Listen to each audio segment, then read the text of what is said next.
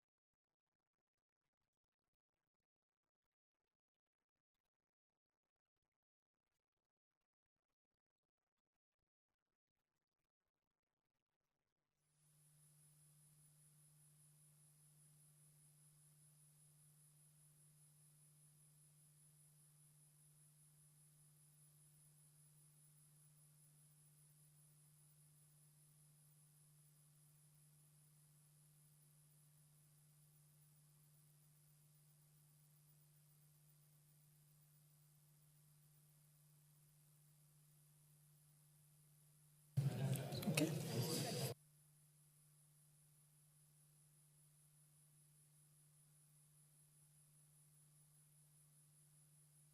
Yes.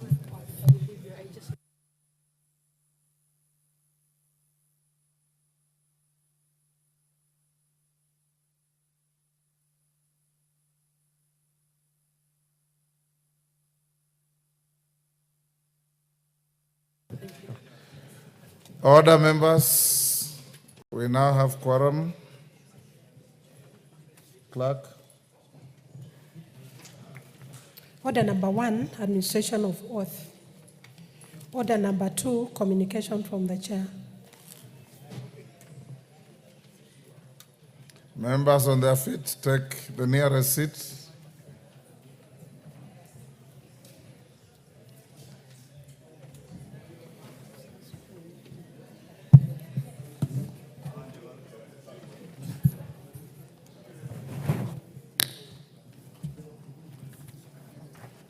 Honorable members, the first communication is on suspension of committee sittings during the long recess. Honorable members, as notified in today's order paper, at the rise of this sitting, the House is scheduled to proceed on its long recess from tomorrow, Friday, 6th December 2024 to Monday, 10th February, in accordance with the approved calendar of the third session. This sitting, therefore, will mark the conclusion of regular sittings of the third session of the 13th Parliament and the beginning of a well-deserved break. Honorable members, during this session, the House transacted various key business, including critical bills, treaties, inquiries, and approvals for appointments. The House also undertook its oversight and representation role through statements and questions to cabinet secretaries, which continue to elicit great interest not just in the House, but also from the general public. In keeping with established practice, the clerk is preparing a more comprehensive report detailing the activities of the House in the third session. Order, members. Order, Tandaza. Order. You can't be on phone talking loudly when the speaker is making a communication, or at all. This chamber is not for phone making. It is for you to transact serious business. Any one of you who wants to make a call, walk to the lobby, which we have created for you, with good sofa sets and everything. You can sit there and make your calls as you wish. I want to encourage you, members, please observe the decorum in the House. This is your House, the rules are your rules. Honorable members, in line with the approved calendar for regular sittings of the House, committees ought to suspend sittings from 16th December 2024 until 26th January 2025. However, I wish to direct an earlier suspension of committee sittings effective tomorrow, Friday, 6th December 2024. This variation is intended to allow members to attend the East African Community Inter-Parliamentary Games to be held in Mombasa County from 7th to 18th December 2024, and thereafter to attend to their constituents' duties. This will also allow time for parliamentary staff to take their annual leave in preparation for the fourth session. In this regard, any committee that may need to conduct any committee business during the said period must obtain express permission from the Speaker's office upon a written request. Honorable members, in order to safeguard business with statutory timelines from lapsing, the counting of days for such business shall cease effective today and continue when the House sits for the fourth session on Tuesday, 11th February 2025. I hasten to remind members that should need arise for the House to transact any urgent matter, members will be recalled for special sittings pursuant to Standing Order 29. Honorable members, I wish to thank the leadership and members of the House as well as staff for the diligence and commitment exhibited during the session, which enabled the House to transact business both in plenary and in committees. Specifically, I wish to commend members for their active participation, which has seen the consideration and conclusion of key priority business by the House. Honorable members, as you proceed to spend valuable time with your families and constituents during this session, I take this opportunity to wish you a happy festive season, a Merry Christmas, and a prosperous New Year 2025. Thank you. The next communication, honorable members. Members at the bar, take the nearest seats.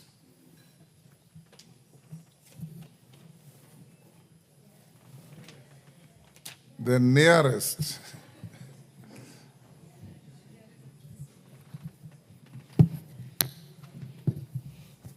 Thank you, honorable members. The next is a legislative proposal to amend the Constitution. I wish to bring to the attention of the House that I have received a legislative proposal intending to amend the Constitution to entrench the National Government Constituencies Decentralized Development Fund, the Senate Oversight Fund, the National Government Affirmative Action Fund in the Constitution. The proposal is co-sponsored by the member for Aina Moi, the Honorable Samuel Chepkonga MP, and the member for Arieda, the Honorable Dr. Otiende Amolo MP.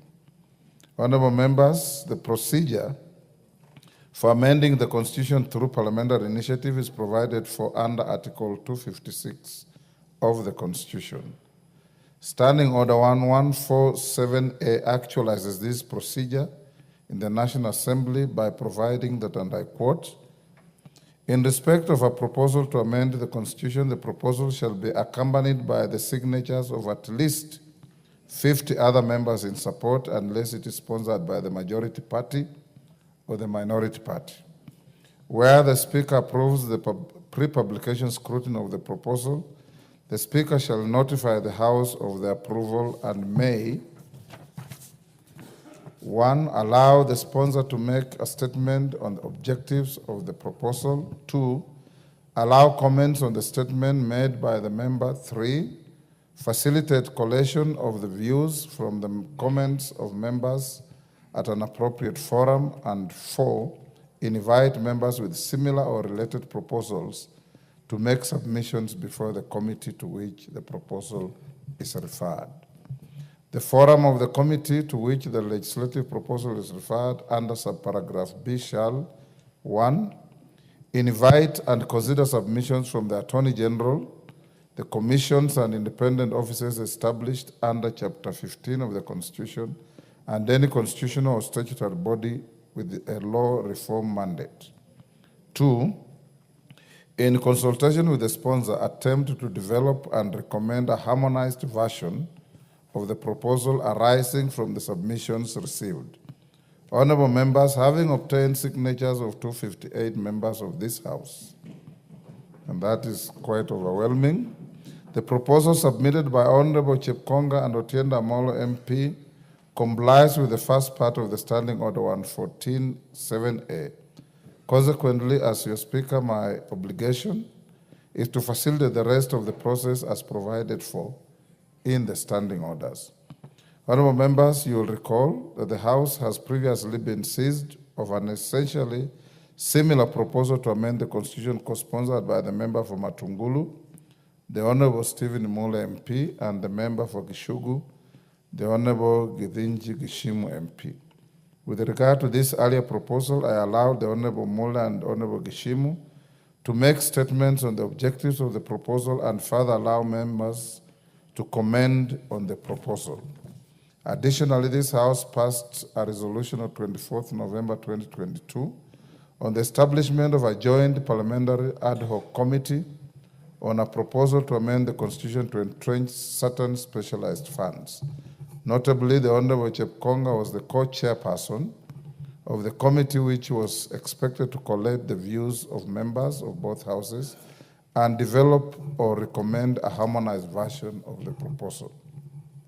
Honorable members, the Joint Parliamentary Ad Hoc Committee was unfortunately unable to conclude its work and table a report. This was despite the Honorable Chepkonga seeking a 90-day extension for the committee, which I acceded to on 23rd March 2023. Presently, it seems that the work of the Joint Parliamentary Ad Hoc Committee and the active representation of the House in NGCDF litigation matters by the co-sponsors may have informed their decision to introduce the new current proposal. Honorable members, as your Speaker, part of my obligation is to facilitate the legislative process as provided for in standing orders. In this regard, and in keeping with the requirements of Standing Order 114.7a, I have approved the request by the Honorable Chepkonga and the Honorable Otiende to make very brief statements on the objects of the proposal during the afternoon sitting, this afternoon. Noting that members ventilated at length on the issue of entrenching NGCDF and other related funds in the Constitution while considering the earlier proposal by the Honorable Mule and the Honorable Gishimu, I shall limit the comments on the proposal for the convenience of the House. Honorable members, this proposal and the earlier proposal introduced by the Honorable Mule and the Honorable Gishimu shall thereafter stand committed to the Departmental Committee on Justice and Legal Affairs for consideration.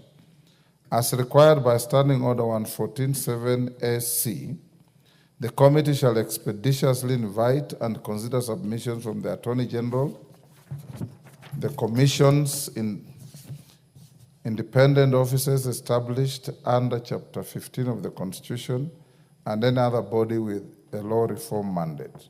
Additionally, to avoid further delay, the committee is directed to submit its recommendations on the proposals on or before 11th February 2024, which is the date that the House is scheduled to resume for the fourth session. 2025, the House is accordingly guided.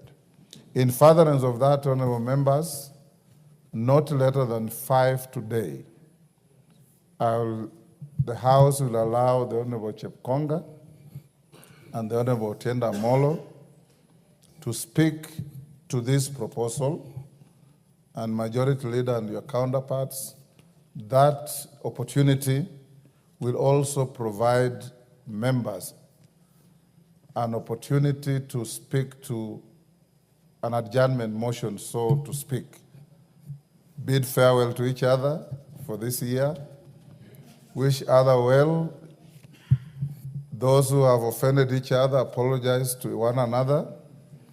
Those who have offended others, seek for forgiveness from those you offended, and wish everybody to go in one piece and come back in one piece with the tremendous industry that we have had through the term. Majority Leader, you may recall the accolades we received as the vetting committee or the approval hearings when we allowed members of the public to send in their questions as the proceedings were going on. from all over the country, through members' telephones, through the clerks, and through other mediums, and all those issues were taken on board, put to the nominees, and they helped the House in arriving at a proper decision on each one we vetted. It was a new novel innovation that has been received very well by the public, and going to the future, some of the proceedings, even in committees, chairmen may allow members of the public to send in 1 or 2 questions to put to the people, ministers and any other public servants who are appearing before you, so that you can enrich what you are doing. I thank you.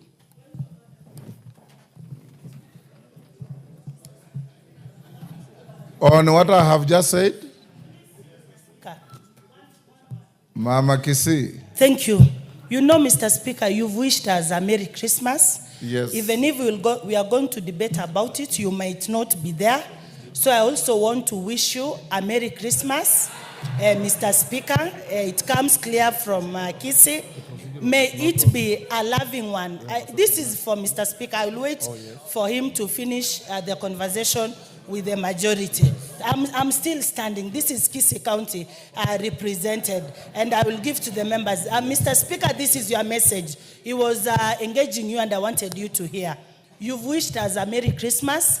It is good for Kisii to recognize and wish you back a happy season, sparkling one with love. And as we celebrate the New Year, I wish you come to Kisii. In our church, we celebrate the New Year, Mr. Speaker, and all members, Merry Christmas and Happy New Year. Our electorate will want something, so Mr. Speaker, you will also give us something for Christmas. Thank you, Honorable Donya.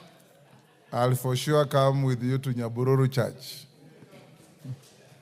Yes, those who want to speak to issues of that nature, you wait and speak when Chepkonga will have addressed you. Yes, Gishimu? Thank you, Honorable Speaker. It's just a humble request that Honorable Mule and I, being the trailblazers and having also committed our proposal to the committee, you also give us priority to comment on the same after the current sponsors of the current proposal.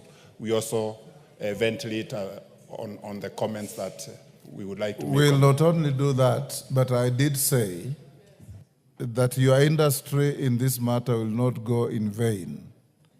And when JLAC considers this proposal, both you and Mule will be invited to appear before JLAC and ventilate on your proposals so that they become part of the bill that will eventually find its way to the floor.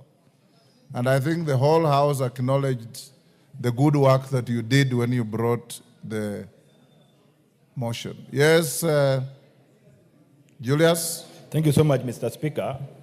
I'm just reminded when you were making your last statement touching on this House, there was a weighty matter raised by Chairman Finance Kuria Kimani sometimes back while you were away to the then Speaker who was sitting at your chair, and it was referred to you. The issue touching on how the two houses are handling our ministers. Some of them, we realized that our ministers cannot serve in the office because they are being kept cold by the Senate, and when they are prosecuting issues that are squarely and by the Constitution are being meant to be addressed by this House. And I've been waiting for the ruling from the Speaker up to now. I just wanted to know how far is that going to be. Thank you. Honorable Julius Ruto, I think I saw the matter, and a matter of that nature would rather be handled administratively than be subjected to a ruling on the floor. I share the views, and I will administratively address the matter. I also get a lot of complaints from some members of the executive that they get too many invitations to come to Parliament to the extent that sometimes they conflict with their diaries.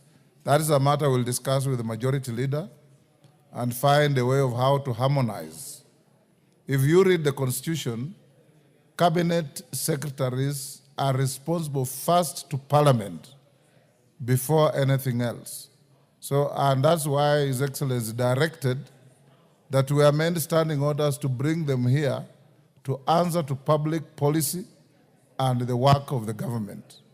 So we'll continue having them here, subject to some conveniences that we need to address. Next order. Order number 3, messages. Kamketi hiyo tumepita.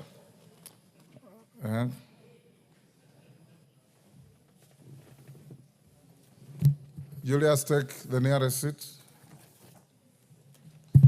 Honorable members, I have a message from the Senate on the approval of the nomination of Mr. Gerald Nyaoma Arita for appointment to the position of Deputy Governor of the Central Bank of Kenya. Honorable members, pursuant to the provisions of Standing Order 41-4, relating to messages from the Senate, I wish to report to the House that I have received a message from the Senate regarding the approval of the nomination of Mr. Gerald Nyaoma Arita for appointment to the position of Deputy Governor of the Central Bank of Kenya. Honorable members, you recall that the approval hearings for the nominee for the position of Deputy Governor of the Central Bank of Kenya were jointly conducted by the respective committees of the two houses. Indeed, on Wednesday, 27th November 2024, the National Assembly approved the appointment of Mr. Gerald Nyaoma Arita as the Deputy Governor of the Central Bank. Now the approval by the Senate concludes the bicameral consideration of the matter. I'm informed that this decision has already been conveyed to the Office of the Head of Public Service for appropriate action. The House is accordingly guided. Thank you. Next order. Order number 4, petitions. Order number 5, papers. Majority Leader.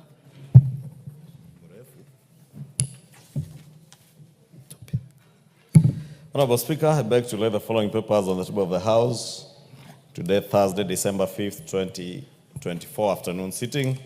Reports of the Auditor General and financial statements for Rural Electrification and Renewable Energy Corporation, Staff Mortgage and Car Loan Scheme for the 9 months period ended 30th June 2024, and the certificates therein.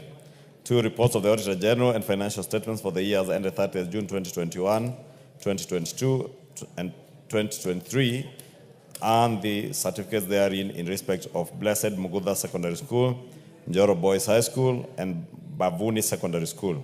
3 reports of the Auditor General and financial statements for the years ended 30th June 2024, and the certificates therein in respect of the following: Nairobi Southern Bypass Road Project, Regional Mombasa Port Access Road Project, Mombasa Nairobi Addis Ababa Road Corridor Project Phase 2, financing locally led climate action program projects, support technical vocational education and training for relevant skills development project, increased enjoyment of human rights and fundamental freedoms by all in Kenya project grant, credit number KEN 190011 from Kenya National Commission on Human Rights,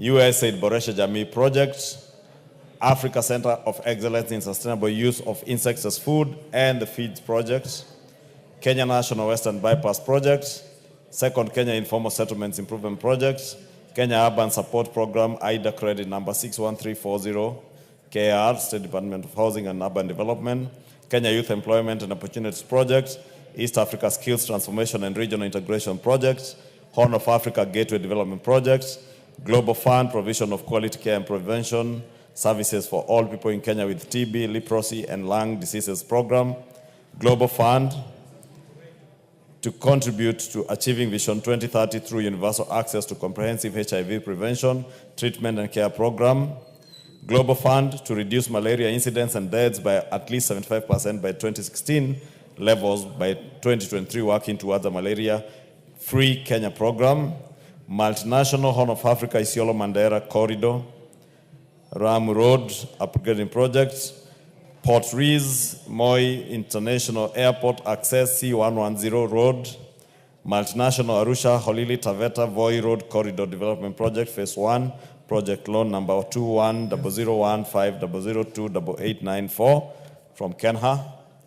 Eastern Africa Regional Transport, Trade and Development Facilitation Project, towards ending drought emergencies, Twende, ecosystem-based adoption in Kenya's arid and semi-arid rangelands project, European Widows and Orphans Pension Fund, Keno Sagana Marua Highways Improvement Project, improvement of drinking water and sanitation systems in Mombasa Moache project, upgrading of Kibwezi Mutomo Kitui Migwani Road project, National Agricultural and Rural Inclusive Growth Projects, Kenya Off-Grid Solar Access Project, COSAP, Kenya Serial Enhancement Program, Kenya Transformation Centers Digital Platform Project, Kenya Climate Smart Agriculture Project, East Africa Skills for Transformation and Regional Integration Project, Kenya Water Security and Climate Resilience Project, Multinational Drought Resilience and Sustainable Livelihoods Programs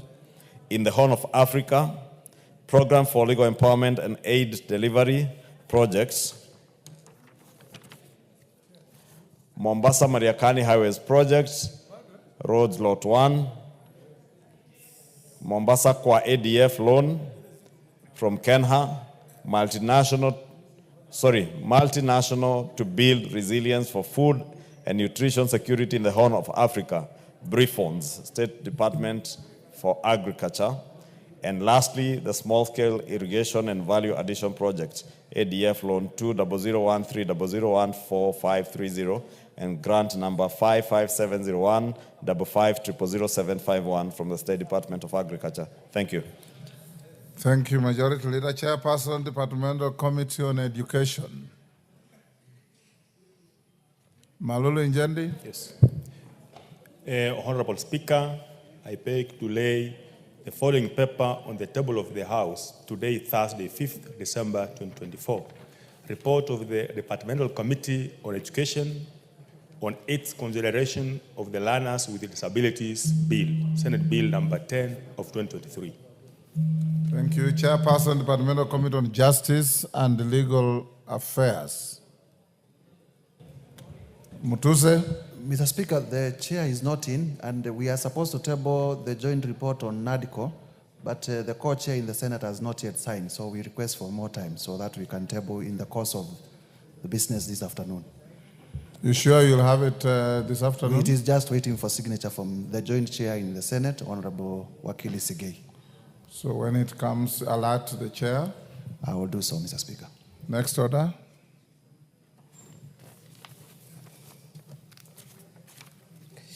Order number 6, notices of motion. Order number 7, questions and statements. Isn't there a notice of motion? Or it's the same thing, Mutuse? Okay, there was also a notice of motion. The same reasons apply? The same reasons apply. Thank you.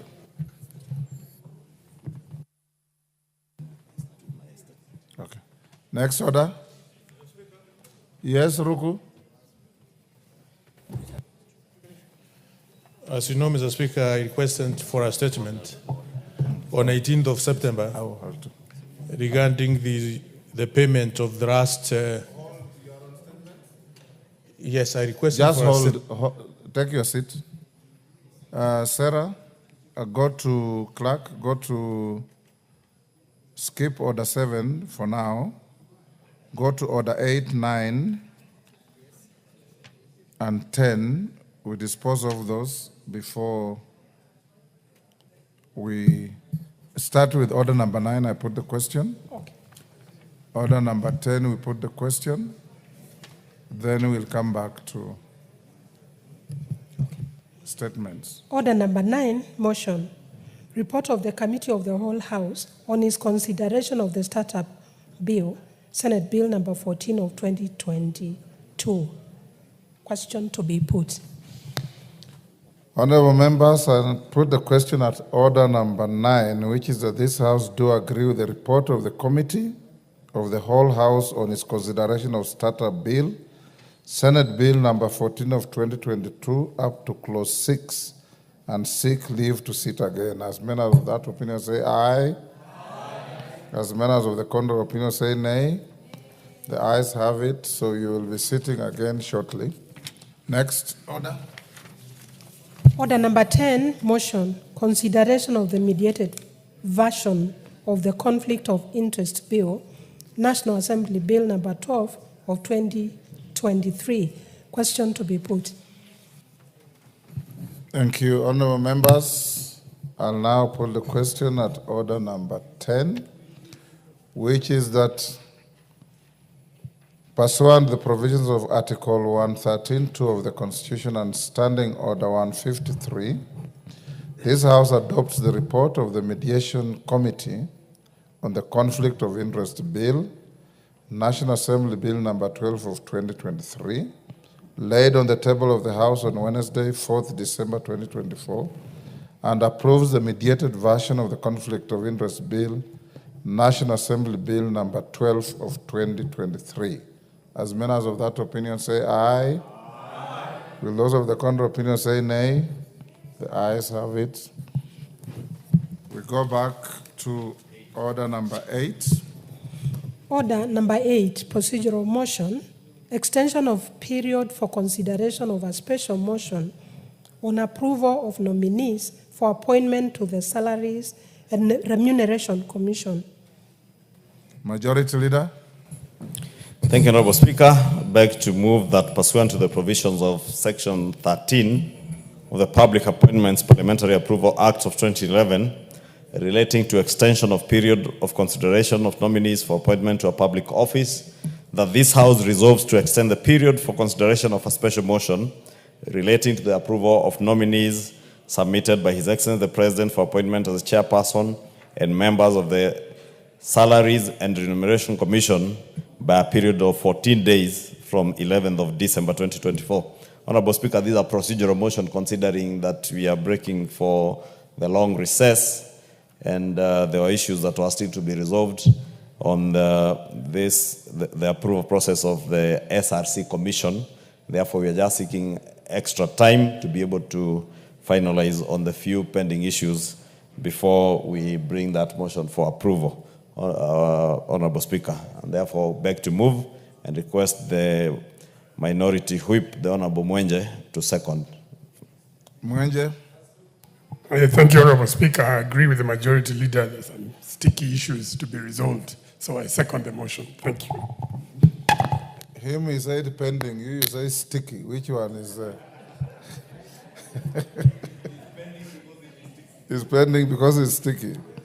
Honorable members, I now propose the question, which is that pursuant to the provisions of Section 13 of the Public Appointments Parliamentary Approval Act 2011, relating to the extension of a period of consideration of nominees for appointment to a public office, this House resolves to extend the period for the consideration of a special motion relating to the approval of nominees submitted by His Excellency the President for appointment as the chairperson and members of the Salaries and Remuneration Commission by a period of 14 days from 11th December 2024. We put the question?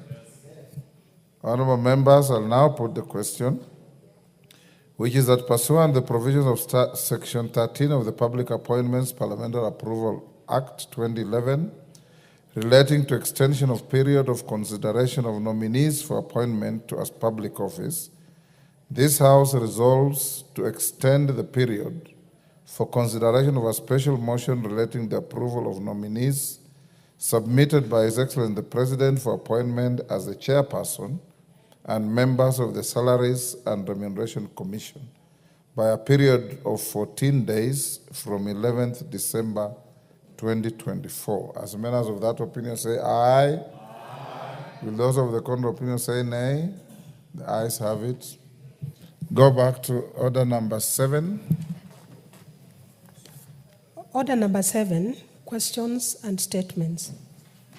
Majority Leader, we'll start with your statement. Thank you, Honorable Speaker. The usual Thursday statement, today being a very special Thursday, Honorable Speaker, being the last Thursday of this year for normal sittings. Honorable Speaker, pursuant to the provisions of Standing Order 44-2A, I rise to give the following statement on behalf of the House Business Committee, which met on Monday, 2nd December 2024, to prioritize business for consideration during the week. As members are aware, the House is scheduled to proceed for the long recess commencing after today's session, going by our calendar of regular sittings. I wish to take this opportunity to thank the leadership and members of this House for your dedication and active participation during this session. The House sat longer on some days and had additional sittings to conclude various priority business, which the House Business Committee does appreciate and note the dedication and commitment of members of the House. In retrospect, Honorable Speaker, I believe we have achieved a lot, dared greatly, shown a lot of enthusiasm in our work, and a great high sense of devotion and dedication to our high calling as members of Parliament of the National Assembly of the Republic of Kenya. And I want to encourage honorable members to continue the same dedication. Honorable Speaker, I must thank the leadership of this House, all our members, and indeed our staff for the charisma and steadfastness demonstrated during the torturous and life-threatening events of 25th June 2024 and the aftermath of these incidents. I can only say that your resilience, honorable members, is nothing short of inspiring, without which the House would not have quickly returned to normalcy, and has enabled us to accomplish a lot and close this session at a high peak. Honorable Speaker, just to pick out a few accomplishments, in the course of this third session, the House passed various key legislation, including bills relating to taxes, tax procedures, business laws, and the budget for both the national and county levels of government, with the conclusion this morning, Honorable Speaker, of the addition of the county revenue allocation bill, which was concluded this morning following the message that came from the Senate that you relayed to the House.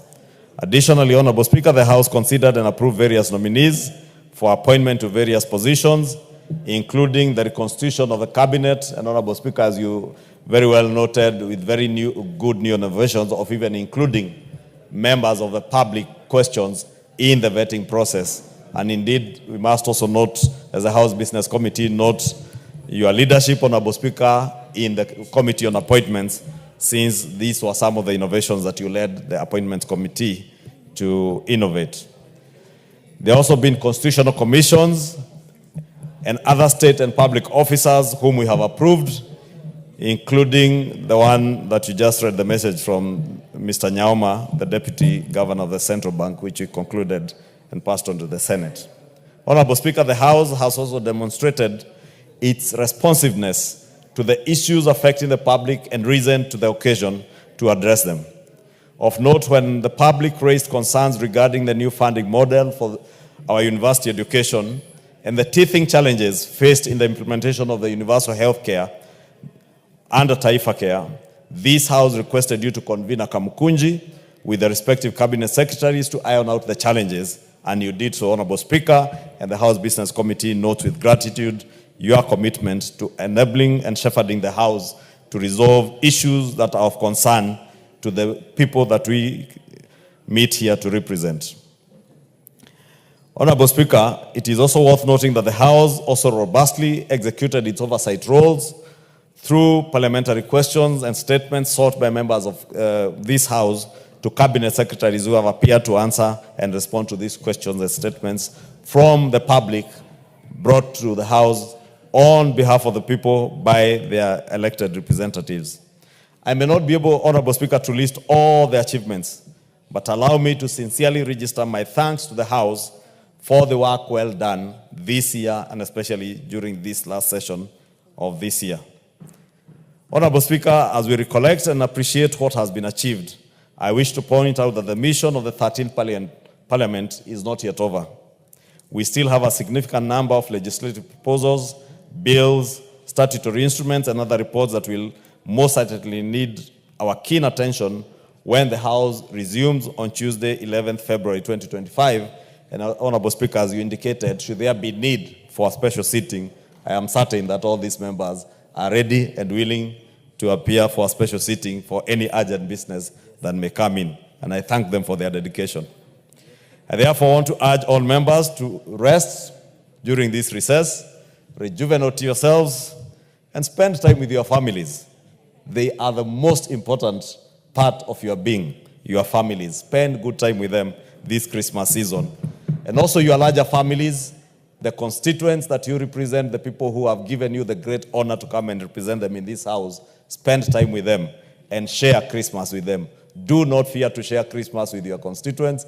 Even our churches, please do share with them, because we are directed so in the Bible for those of us who are Christians, and I want to believe that even those of our colleagues who are Muslims, the Holy Quran also directs them to share. And indeed, I do know that Muslims have that sharing spirit always. I see it during the month of Ramadan when the Honorable Aden Dawood visits me and my family to share what he has. Honorable Speaker, I also wish to take this opportunity to inform honorable members of the House, I had mentioned that may be recalled for a special sitting pursuant to the provision of Standing Orders 29.1 to consider important pending business and other urgent business that may arise in the interim. Honorable Speaker, it's good to note that this House, we are like doctors on call, and members are always willing to appear should there be need. We Therefore, can call you even on Christmas Day. That is why we are called to a high calling, yes. Honorable Speaker. Yes. And I'm certain these members, even if you call them on Christmas Day, they will be here for the service of humanity and the people of Kenya that have given that high honor to represent them. In conclusion, Honorable Speaker, on behalf of the House Business Committee, my family, and the great people of Kikuyu constituency, may I also take this opportunity to wish you all a happy festive season as you interact with your families and spend time with them, your constituents, and all other Kenyans. I now wish to lay this statement on the table of the House, and I thank you. Honorable Speaker, out of the statement, may I also request honorable members that in the coming year, Honorable Speaker, this last week has been very torturous for the whips. This afternoon, I joined the Honorable Mwenje and the Honorable Naomi in whipping members to try and come into the chamber when you are seated there. But at times it's very embarrassing, Honorable Speaker, to leave you sitting here to go and whip members, and you find some members lying on the seats in the members' lounge, others enjoying their meals. And Honorable Speaker, we all know the appointed time when the Speaker sits here is at 2:30. I would beg, I know towards the end of the year people get fatigued, but in the new year, I would want to pray that we will not be keeping the Speaker here waiting at 2:30 or even at 9:30 in the morning, and we will not have members seated in the dining area. I had to whip at least 15 members who are entertaining guests, others who are having their lunch, Honorable Speaker, and I therefore just want to plead that in the coming year, because we all come re-energized with new energy, renewed energy after Christmas, and I believe even have gained some weight, Honorable Speaker. This year has been torturous. And as I said, members have been very resilient, and I want to thank all of them, but urge all of us that in the also treat the business of the House with the dignity that deserves and on time, Honorable Speaker. With that, I thank you and wish all of our members a Merry Christmas, a happy festive season, a prosperous 2025 to you and your families and your constituents. May God bless you and continue serving the nation. Thank you. Thank you. Member for Suna West. We're now on statements. Thank you, Mr. Speaker. Mr. Speaker, pursuant to the provision of Standing Order number 44-2C, I rise to request for a statement from the chairperson of Departmental Committee on Education regarding capitation to schools, textbook to pupil ratio, and the state of early childhood development and education, which is ECD programs. Mr. Speaker, the country has made remarkable strides in expanding access to education through initiatives such as free primary and secondary education, significantly boosting enrollment rates and reducing education disparities. However, While access to education is essential, the quality of education must also be prioritized so as to equip learners with skills and knowledge needed to succeed in a competitive and dynamic environment. Unfortunately, the current government capitation grants for primary and secondary schools are insufficient to address rising operational costs driven by the inflation and the high cost of living. These financial strains leave schools struggling to provide essential resources and timely compromising in quality of education. In addition, there is need to ensure that the framework for textbook distribution in public school under the free basic education system is designed to boost the quality of education provided. Honorable Speaker, pre-primary education is crucial for early character development and cognitive of preparedness of a child under Article 186 of Constitution. Devolves early childhood development and education, ECD, to county governments, leaving each county to regulate its own ECD programs. Consequently, ECD programs in some counties have faced significant challenges, including lack of investment by counties, resulting to disparities with regards to poor facilities and underpaid teachers, hindering quality of education and resources available to learners and teachers. Honorable Speaker, it's against this background that I request for a statement from the chairperson of the Departmental Committee on Education on the following. 1, the plans, if any, by the Ministry of Education to increase capitation for both primary and secondary schools to caution schools against the high cost of living and inflation. 2, a report on the ratio of textbooks to pupils in the country, the criteria used by the ministry to determine the ratio of textbooks, distribution, and measures taken to ensure an equitable ratio countrywide. And 3rd, a comprehensive assessment of implementation of early childhood development and education, ECD, programs under county governments, including steps taken to collaborate to ensure standardization for smooth and effective transition of child from ECD to primary school education. Thank you, Mr. Chair. Thank you, Mr. Speaker. Thank you, Masara. Chair Education, I thought I saw Meli here. Oh, Malulu Njendi. Yes, Speaker. You bring the response the first week upon resumption. Thank you, Mr. Speaker. Amina Udugon. Member for Garissa. Thank you, Mr. Speaker, for this opportunity. Honorable Speaker, pursuant to the provisions of Standing Order 44-2C, I rise to request for the statement from the chairperson of the Departmental Committee on Finance and National Planning regarding the management of pension funds by the National Social Security Fund. Honorable Speaker, the National Social Security Fund is a statutory body mandated to register members, receive their contributions, manage funds of the scheme, process, and ultimately pay out benefits to eligible members and or dependents.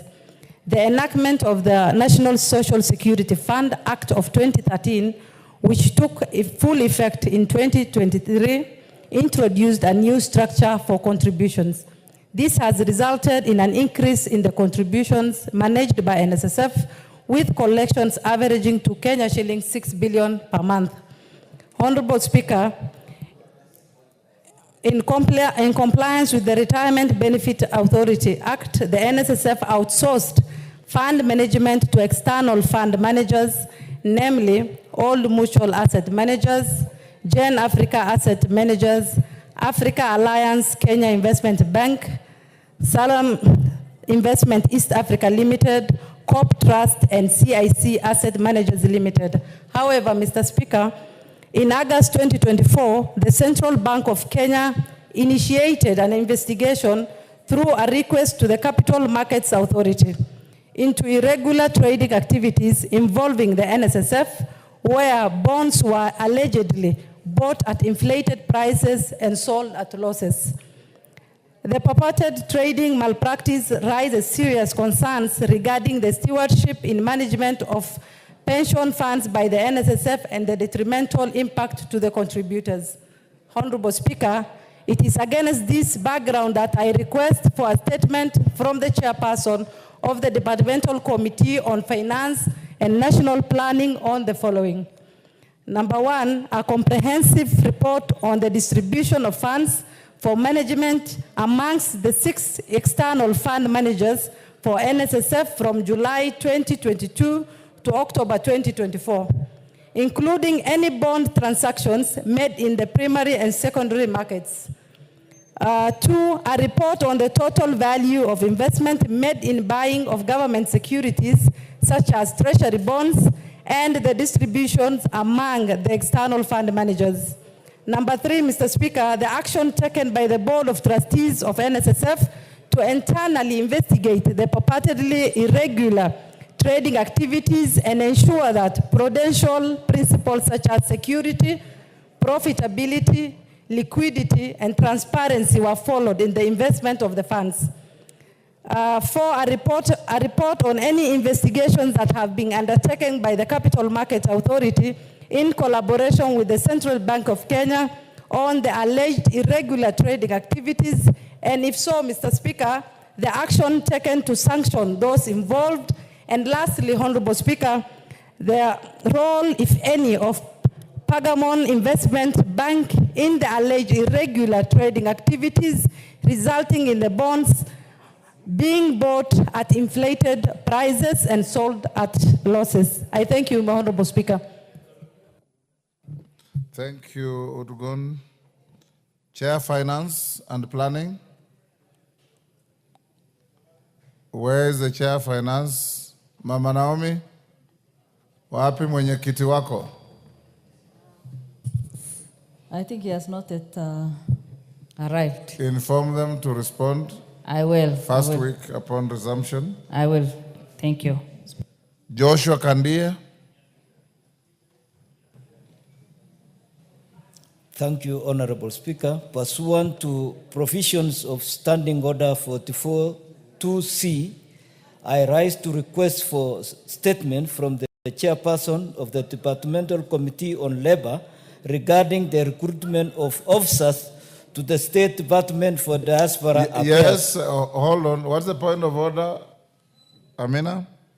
Mr. Speaker, not a point of order, but still on the statement. We're done with your statement. I know, Mr. Speaker. Give me 1 minute to say something.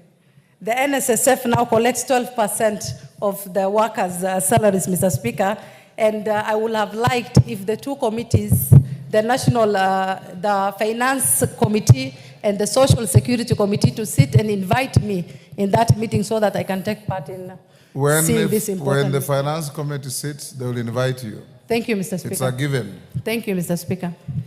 Kandia. Thank you, Honorable Speaker. Pursuant to the provisions of Standing Order 44-2C, I rise to request for statement from the chairperson of the Departmental Committee on Labor regarding the recruitment of officers to the State Department for Diaspora Affairs. Honorable Speaker, Article 232(1)(I) of the Constitution enshrines the values and principles of public service, which includes the provision of adequate and equal opportunities for appointment, training, and advancement in all levels of public service to men and women, members of all ethnic groups, and persons with disability. This constitutional provision is necessary for upholding equity, fairness, inclusivity, and transparency in public service appointments and advancement.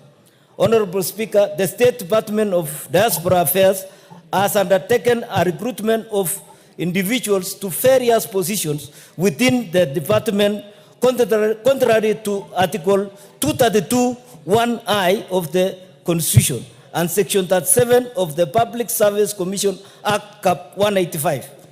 Notably, the Public Service Commission Act Cap 185 mandates the Commission to advertise all vacancies of a public office on its official website and in at least one newspaper of national circulation. However, there is no evidence that such advertisements were made for the positions recruited. Therefore, many Kenyans were denied an equal opportunity to apply for the positions in the State Department for Diaspora Affairs. Honorable Speaker, it is against this background that I request for a statement from the chairperson of the Departmental Committee on Labor on the following. 1, a comprehensive report on the recruitment of officers to the State Department for Diaspora Affairs from January 2023 to October 2024, detailing the dates when the mandatory public advertisements were made in accordance with Section 37 of the Public Service Commission Act Cap 185 and the procedures used in the recruitment. 2, a list of individuals recruited to the State Department for Diaspora Affairs during the specified period, including details on the regions from which they were selected. And 3, the measures put in place by the Public Service Commission to ensure that all Kenyans are afforded adequate and equal opportunity for appointment to public offices, along with steps taken to uphold transparency in the recruitment process within public offices. I thank you, Honorable Speaker. Karemba, that is to you. Yes, Honorable. First week upon resumption. Yes, I undertake that we will look into his statement, Honorable Speaker. Thank you. Then Karemba yourself, request for your statement. Thank you, Honorable Speaker. Request for a statement regarding the high cost of farm feeds. Honorable Speaker, pursuant to the provisions of Standing Order 44-2C, I rise to request for a statement from the chairperson of the Departmental Committee on Agriculture and Livestock regarding the high cost of farm feeds. Honorable Speaker, dairy farming is crucial in ensuring food security and economic stability in the country. Sadly, the industry faces several challenges that have crippled the farmers, including high cost of animal feeds, high veterinary charges, and change in milk prices. The challenges have in turn decreased milk yields, thereby undermining overall performance and sustainability of dairy farming in the country, and specifically in Runyenjes, Embu County.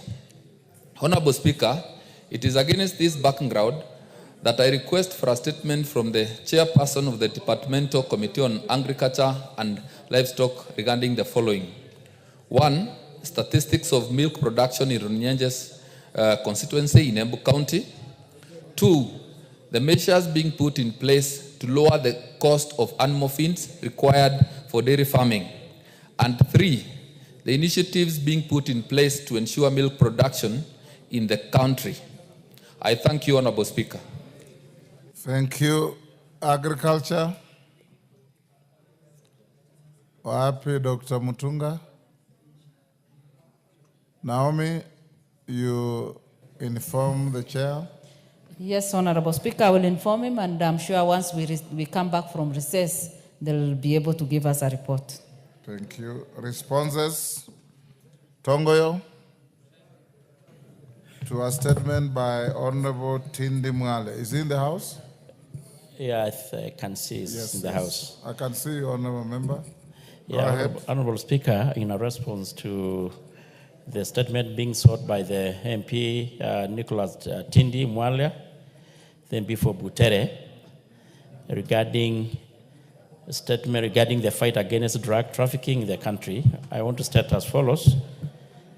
And in particular, I wanted to know the number of users of the hard drugs, the number of users hard drugs in the country registered by NACADA with a specific focus on the heroin and the cocaine, the reported involvement of the law enforcement officers, and that is the National Police Service, and the status of the war against the drug abuse, including enumeration of the rehabilitation program for persons affected by the drug abuse. Honorable Speaker, Kenya faces a number of challenges as far as alcohol and drug abuse is concerned, and the problem transcends through race, income level, economic, or social status, continues to permit and affect the overall productivity of Kenyans. The number of users of the hard drug is obtained from the various surveys that the authority has carried out over the years. And Honorable Speaker, it is a voluminous document. It's a result of a survey. And I think our main... Be shared with Honorable Tindi? Yeah, I'd rather do that because it actually gives a whole report of the survey to include the... Share it with the member and table it. Better, Honorable Speaker, because it's a voluminous document a bit. I don't know. Honorable Mwale, have you seen it? Yes, Mr. Speaker, I'd seen the document. Okay, so Yeah. table it. And I'll allow the member to ask a supplementary on the document. Yeah, Mr. Speaker, thank you very much. The data has been provided, but the years which they are quoting, it's not recent. They are using data which it's like 3 years ago. So I don't know if we can get the exact data as of 2024. Gabriel, are you giving data that is out of date? Honorable Speaker, it's hard to do because, you know, surveys are expensive. And at times they are periodically carried maybe after 2 years or 3 years. But I will try to see if we have the latest, because the latest I can see here is of 2021. And I think 2021 is the latest. There's one for 2021 by Nakada. And I think that is the latest we have. So, yes, Tindi? Yeah, that's why I wanted to liaise with the committee if they can ask the relevant ministry of the recent data, because we might be dealing with the data of 2021, but yes, data do keep changing because we see drug abuse is a common disease in Kenya these days. Yes, Nabi? Honorable Speaker, I tend to agree with the Honorable Tindi. The problem of drug trafficking and use of hard drugs has permeated the society, especially our schools, our secondary schools, our universities and colleges. Now, if we are relying on our data 4 years back, we cannot be able to develop a strategy to manage this. And therefore, it behoves upon the ministry to give us an up-to-date data to enable us develop strategy to manage this situation. Yes. Thank you, Mr. Speaker. Onda. Thank you, Honorable Speaker. At least we have some data, whether redundant or not, but at least we have got a starting point. But I think the chair could listen to members. Chair said that you transmit this information to the relevant authorities. Honorable Speaker, the issue of drug trafficking is becoming a dangerous menace in this country. For us who represent border constituencies, we are reeling from the effect of transmission or peddling of hard drugs like bang and other forms of narcotic. And Honorable Speaker, it's now starting to affect our young people, our children, and surprisingly, and of all surprising aspects, Honorable Speaker, even the girls are now resorting to smoking bang, which is starting to worry every member of society. I remember when the DIG came to my constituency about 2 weeks ago, he talked about this matter, but most of this drug trafficking, Honorable Speaker, is normally by the support and convenience of the security officers. Probably one of the issues that the committee needs to deal with is how to sensitize security officers on the danger of supporting drug trafficking. With those few remarks, Honorable Speaker, I wish the chair will get, when we return next year, we will come with a more updated and comprehensive report or a template we can use to talk about drug trafficking in our various constituencies. Thank you, Honorable Speaker.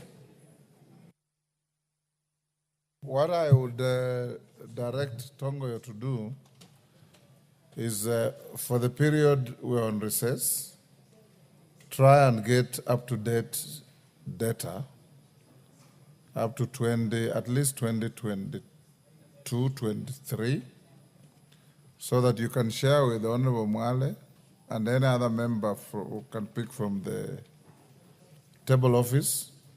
And I will direct that this statement be listed when we resume so that you can be interrogated a little more. Yes.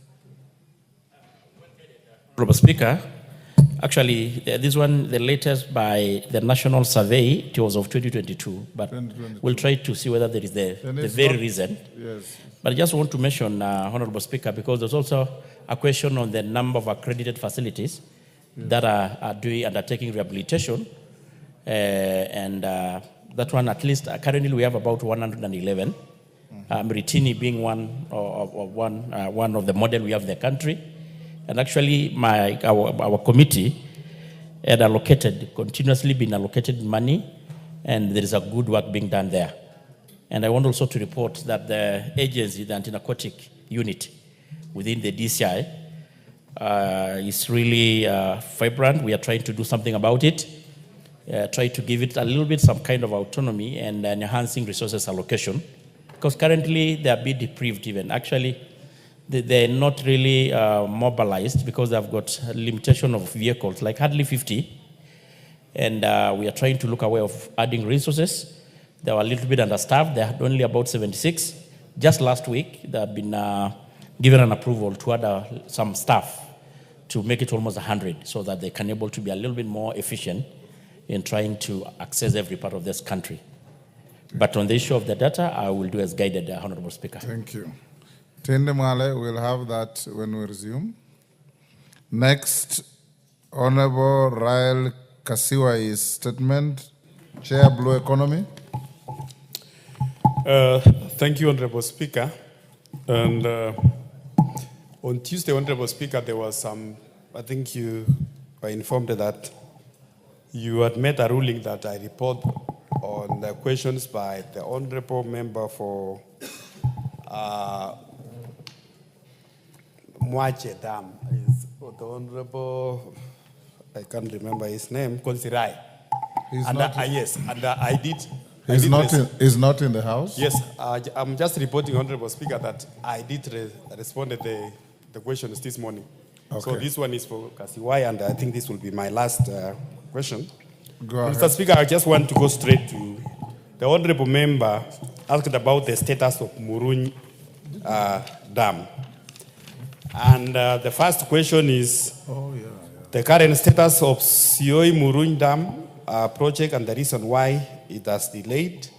And Honorable Speaker, I want to state that the project had two lots. There was lot 1 and lot 2 of that project. And I want to report that lot 2 of the project is 97% complete.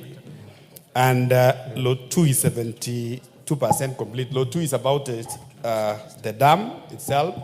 And lot 2 is about the water treatment plant. And lot 1 is the dam itself. The question number 2 is the steps the government has undertaken to address the challenges that led to the delay of the completion. The Honorable Speaker, I want to say that the government has put measures in place to ensure no further delay in the project through the provision of funds in a timely manner. And then the item number 3, Honorable Speaker, the measures undertaken by the Ministry of Water and Sanitation to complete. I want to say, Honorable Speaker, that this year, the financial year 2024-2025, through my committee, Honorable Speaker, we allocated about 900 million Kenya shillings to complete this project, though they have made also another request of 600 million for some last mile connectivity. Thank you, Honorable Speaker. I think those are the three questions the Honorable Member requested, and it's clearly provided like that. Ryle, satisfied? Thank you, Speaker. I want to thank the chairman for giving some answers to this question. But, Mr. Speaker, I have some reservations about the figures he provided. Like in Lot 1, the ministry claims that the project is 72% complete, but according to my research on the ground, the project in Lot 1 is only 50% complete. And same to Lot 2. The chairman claims that the Lot 2 project is 97%, but according to my research, it only shows about 80% complete. So these discrepancies, Mr. Speaker, are concerning, and I propose to the committee to conduct a site visit to be able to ascertain the actual status of the project. Secondly, Mr. Speaker, this project really affected some pieces of land of the community around that place, that is Muruny in South Pokot constituency. And therefore the community in that area, Mr. Speaker, are really claiming or complaining. They need some compensation. So I urge the ministry to do something about compensation so that the landowners are given something at least to better their lives. And finally, Mr. Speaker, about the allocation of 900 million, I want to appreciate this, and I only want to urge the committee to ensure the project, to ensure that this money, the 600 million, is given in the next financial year, I mean in the supplementary budget, so that the project is completed on time, because I know this project is very important to the people of West Pokot, and therefore it's very important to be done on time. Thank you, Mr. Speaker. Thank you. Bowen? Mr. Speaker, the Honorable Kasiwai, by profession, and I know her, she is a teacher. The last time I saw her, she was a teacher, and now she's a member of parliament. I don't know when she turned to be an engineer and a statistician. Just respond to her question. Why are you... Say, this is, Mr. Speaker, these are the correct information from the engineers from Ministry of Water, that the project Lot 2 is 97% complete, which is the dam. And Lot 1, which is the water treatment, is 72%. On the issue of the funds, Mr. Speaker, I'm the chair of the committee. Yes, Mudhoni? Honorable Mudhoni? Give her the mic. Honorable Speaker, is the chair in order to insinuate that teachers don't know anything else other than teaching? Chair, teachers are very knowledgeable. They read a lot, and I want to confirm here, Honorable Lyle is in order to quote, she is a mathematics teacher, and she is in order to quote the figures. Thank you, Speaker. The chairman is out of order. Thank you, Speaker. So on the finance, Honorable Speaker, I say that through my committee we allocated 900 million, which they have not even absorbed this money. So I want to assure the Honorable Member what they have requested for as an additional 600 million for the last mile connectivity, we are going to provide the Honorable Speaker. On the compensation, Mr. Speaker, I want to report that before the contractor took site, there was already a compensation. I think that almost there were only a few individuals remaining with the ministry, Mr. Speaker, in the process of paying them through the land commission. Thank you, Mr. Speaker. Thank you. We'll end it there. Let's, yes, Ruku. Before that, Ruku, allow me to acknowledge in the public gallery, take your seats, Suna West border operators from Suna West, Migori. On my behalf and on behalf of the House, we welcome these great Kenyans to the House of Parliament and encourage them to feel at home and know that this Parliament fully acknowledges and appreciates the wonderful work of border operators in revolutionizing rural transport, where you go to where no car can reach and you give services to wananchi. Masara, I give you 1 minute to welcome your voters. Thank you, Mr. Speaker. Mr. Speaker, I want to welcome the officials of Suna West Border, SACCO, and Welfare. Mr. Speaker, these people did their election some times back. I want to congratulate them because they did a very peaceful election. In Kenya, election is having problems, but theirs was very peaceful, and I want to say they'll go far. Mr. Speaker, I invited them to Nairobi tomorrow. There's a big meeting at KICC with a group, an organization called Kenya Motorcycle Owners and Riders Association. They'll be talking about the safety during festive period. They'll be training these people about financial literacy and as well entrepreneurship. Mr. Speaker, as you have really acknowledged, border riders have done a lot for this country. Majority of our youths who are jobless can now get an opportunity to earn their own money through border riders. So therefore, the government and every leader need to support border riders in their respective regions. Mr. Speaker, in my constituency, I've managed to take 1,400 border riders to driving schools. We have taken back those who are riding bicycle but but they have certificates. Some are at the university, some are at the KMTC, and some are at the Teachers Training College.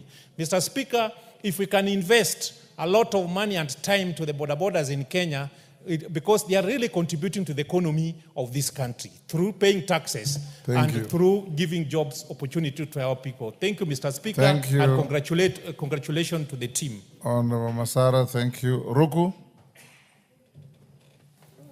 Honorable Speaker, as we break for recess, I thank you for this opportunity. I requested for a statement on 18th of September, pursuant to Standing Order 44.2c, to the committee, Departmental Committee of Health, on the status of payment of the last expense and death gratuity to survivors or beneficiaries of National Health Insurance Fund and Public Service Superannuation Scheme. From 18th to now, and we are going for recess, Mr. Speaker, I have not received any statement or any clarification as far as this is concerned. I remember this is the second time you are raising that issue. Yes, it is important, Mr. Speaker, you give us a direction because there are many Kenyans. In that statement, I indicated that there are over 800 Kenyans who are still waiting for to be in terms with the rest of their loved ones. And the families and the young children who are out there suffering. Thank you. And the government has not done anything so far. Naomi, where is the chairman of health? Dr. Bukose is one of the most consistent attendants. He's not here. I have not seen him since morning, but he's a very committed member. I'm sure I will... Is there a member of the committee? Yes. Yes, I'm here, Mr. Speaker, the Vice Chairman. Yes. I'm just in a mask because being the Vice Chairman of the other committee and having a flu, I need to be a good example, Mr. Speaker. No, we're very safe. That's why I want this mask. Thank you for being a responsible... Thank you, Speaker. What Honorable Ruku has listed is a very important matter. I remember it came to the committee and we have been pushing the ministry to get a comprehensive answer and they are working on it. We've really pushed them. It's a very comprehensive question, Mr. Speaker, and I'm sure a very comprehensive answer will be given to Honorable Ruku. Vice Chair, very comprehensive from September to now? We're pushing the ministry, Mr. Speaker. Okay, we'll give you time to respond first week upon resumption. Obliged, Mr. Speaker. Yes, thank you. John Paul.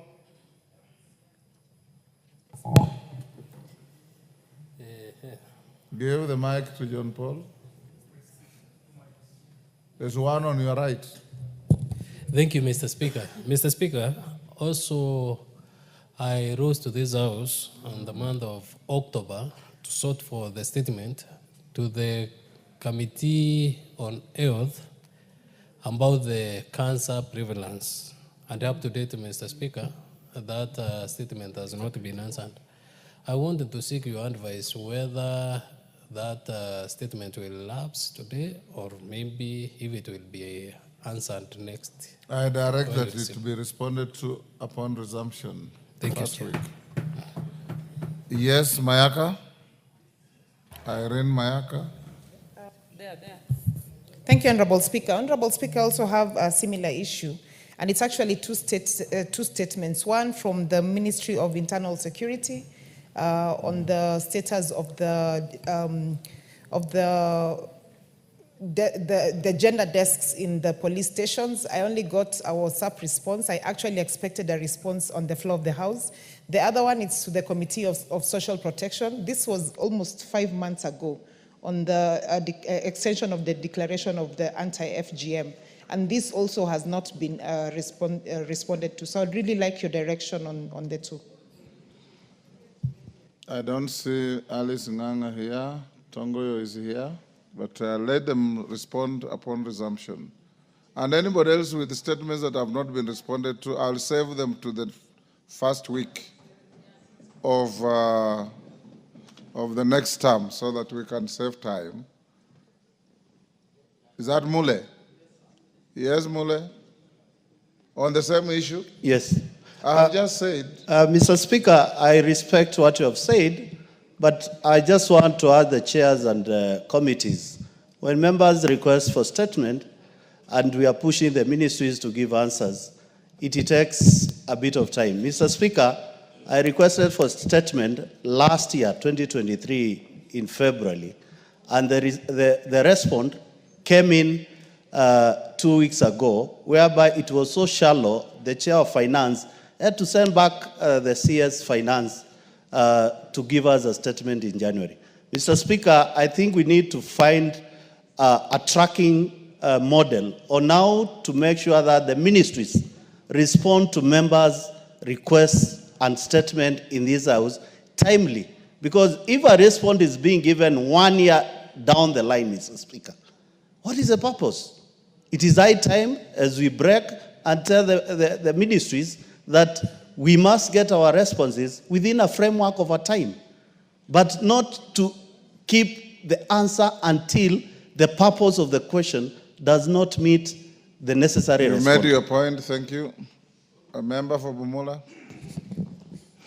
Mr. Speaker, I appreciate your ruling about statements, but you ruled a few days ago with regard to my statement to the chairman for Labour about KRA when he had tried to dilly-dally and being very cheeky to bring the answers. And you ordered that today he must bring the answers. Now, Mikaremba has been here. Where has he disappeared to?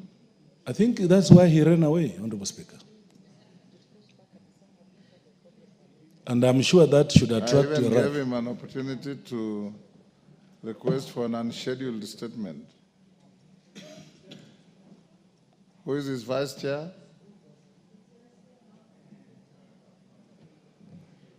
Naomi? You remember, I think it was early in the week? Yes. I directed that the response to his statement be brought today. Yes, Honorable Speaker, and maybe I can get a minute to go and check for the chair. He's outside, so I can bring him back. Yes, hand for him and bring him here. Unfortunately, we are moving to the next order. Yes. Honorable Speaker. There he comes.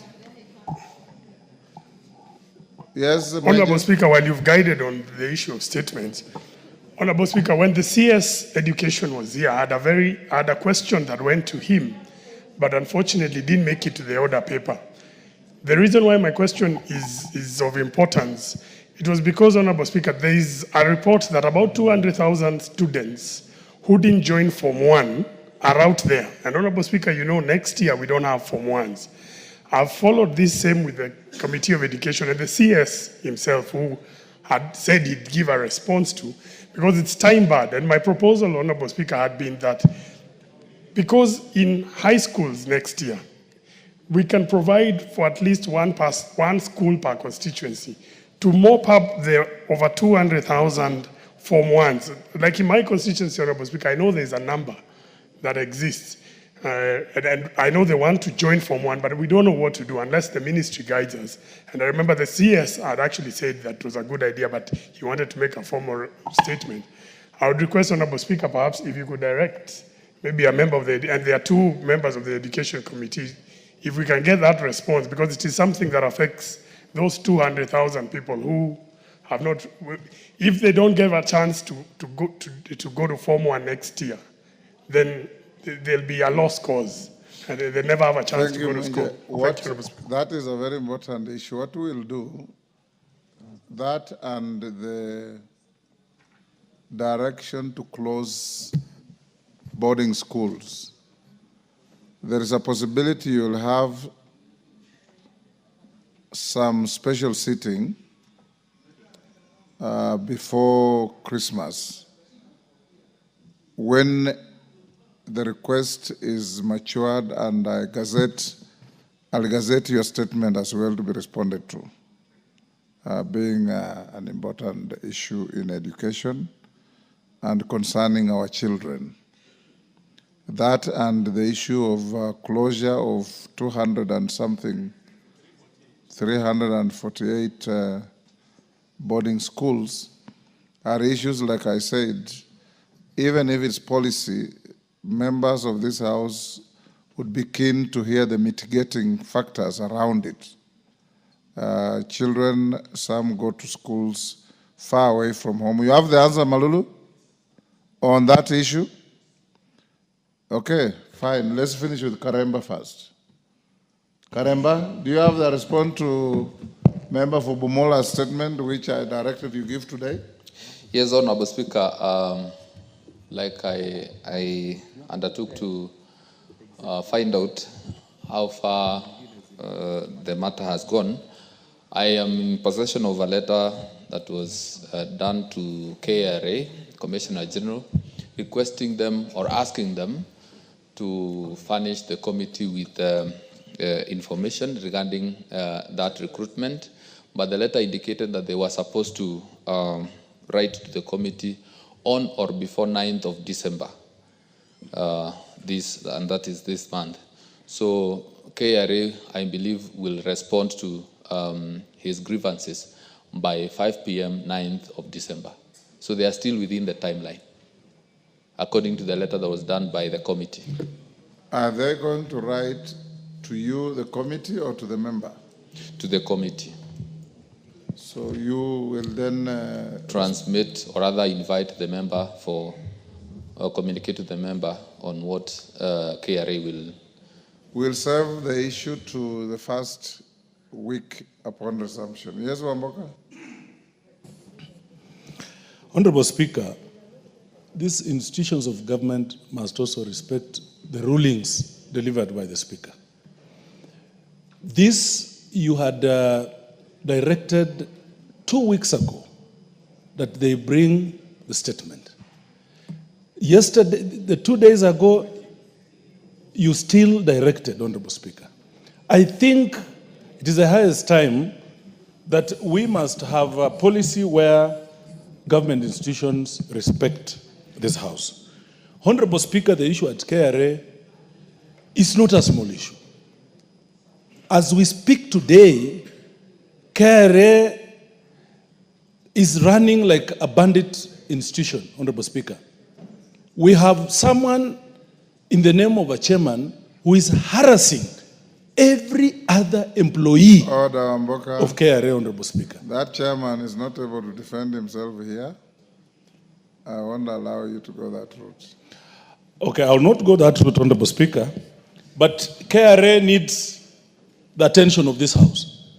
Things are not sitting pretty well at the KRA, and it's only this House which has powers to deal with the issues of KRA, Honorable Speaker. So much as I'm guided, yes, much as I'm guided, Honorable Speaker, I hope by January, when we resume February, or if we have, you have just indicated that you will call us for a special sitting. This is a serious issue, Honorable Speaker. I beseech that you direct Honorable Karemba to be ready so that this House can deal with issues of the KRA and the people who are rogue. Very well. Karemba be like the 5 wise girls in the Bible. Remember the set of 10, 5 fools and 5 wise. So be like the 5 wise ones. Come ready. Okay. Maloli Njendi, on the issue of the closure of the boarding schools. Mr. Speaker. The questioner, Osoro, is not here. Yeah. But go ahead. Yeah, the question was raised by Osoro, which was in 3 sections. The first part was to have a comprehensive report or response on 1, the cogent measures, reasons for closing those many schools at such short notice, and whether inspection was conducted at the lapse of the notices of closure to confirm compliance, and the measures put in place to mitigate the inconvenience caused to learners, parents, and the schools, considering that the short period remaining before reopening of schools for the commencement of the 2023 academic year. Honorable Speaker, the total number of schools with boarding sections in our public and private primary and junior schools are 3,199. Public schools are 1,436, while the private schools are 1,763 in number. During the period leading to the closure exercise, the schools were inspected against the guidelines of the Schools Safety Manual 208 and the 348 schools, which translates to 10.9% were found to have contravened the guidelines, hence putting the safety of the learners at risk. The schools were recommended for closure because of the following reasons. 1, registration status. Majority of the schools were not registered as having boarding sections and therefore were operating illegally. Number 2, compliance to safety standards in the dormitories. Most of these schools had dormitories with grills on the windows which provided no exit in case of an emergency. Single exit doors with no provision for emergent exits. Doors that opened inwards, hence compromising safety of learners if locked inside. Some of the dormitories were repurposed, buildings such as dining halls, classrooms, and workshops, which had undergone modifications without approval from the relevant authorities such as Public Health, Public Works, and NEMA. Congestion in the dormitories was common in these schools, and the spacing of 1.2 meters between the beds was not adhered to. The learners were sleeping on double-deckers and triple-deckers, while some had wooden beds, which is a catalyst to fires in case of emergency. Majority of the dormitories in these institutions had not adhered to the needs of learners with disabilities. Number 3, status of sanitation and water. The sanitation facilities in most of these schools were poorly maintained and inadequate. They had not adhered to the ratio of 1:25 for girls and 1:30 for boys. In some schools, toilets did not have doors, and in some cases, the shutters were not age appropriate. In the closed school, sanitation units for boys and girls were located in the same direction or area. Most of these schools did not provide treated drinking water for learners. Fire safety and equipment and materials. In most of these schools, fire extinguishers were not serviced regularly. Other firefighting equipment such as sand buckets, hose reels with water and smoke detectors were not available. Status of security systems. Some of these schools, the fences were porous without gates. Some gates were not manned by CCTV cameras, which had not been installed in the boarding area as required. Boarding registers were not regularly updated. Most heads of these institutions were not residing in school as required, and most schools did not engage female night security guards to take care of the security needs of female learners. Instead, there were male guards for girls. The schools had not engaged wardens to look after the boys in their dormitories at night. The status of safety in the kitchen and dining hall. In most of these schools, kitchens had poor drainage, inappropriate solid waste disposal, and unsuitable chopping surfaces. Most dining halls did not have adequate chairs and tables, while in some instances, where furniture was available, they were not age appropriate. Most cooks and food handlers had no valid medical certificates. Consideration of learners' welfare. Most schools had admitted boarders who were in pre-primary level. In some of these schools, learners were not provided with balanced diets. There were no sick bays nor qualified nurses employed to take care of sick learners. Some of the schools which had swimming pools did not adhere to safety standards in terms of construction and maintenance. On the second question, whether inspection was conducted, response. How long is your statement, Malulu? This one is a short one. These two, very short. The schools which were inspected were given the recommendation that they were expected to implement. They were advised to seek re-inspection through the sub-county offices once they are complied. The period to be re-inspected was to be determined by the school's rate of compliance.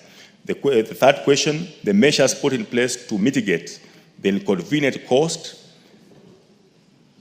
The schools which will have complied will be issued with re-registration certificates, and the learners will not be affected. However, where there will be lack of compliance, the learners will have to be placed in other schools by sub-county directors or be day scholars in the school. Thank you, Mr. Speaker. Thank you. Next order. Nabi, you want to?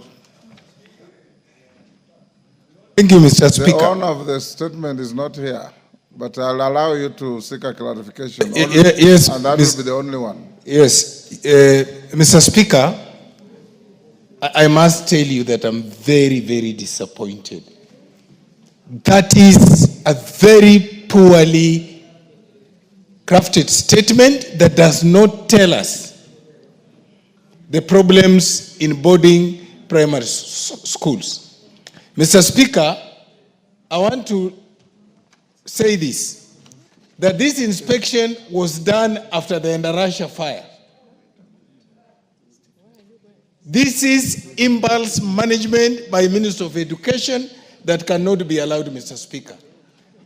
Despite the fact that the owner of the statement not being here, and this is being a matter of national interest, Mr. Speaker, I would request that you order that the ministry gives us an appropriate answer detailing plans on how to manage, transition the children who are in those schools.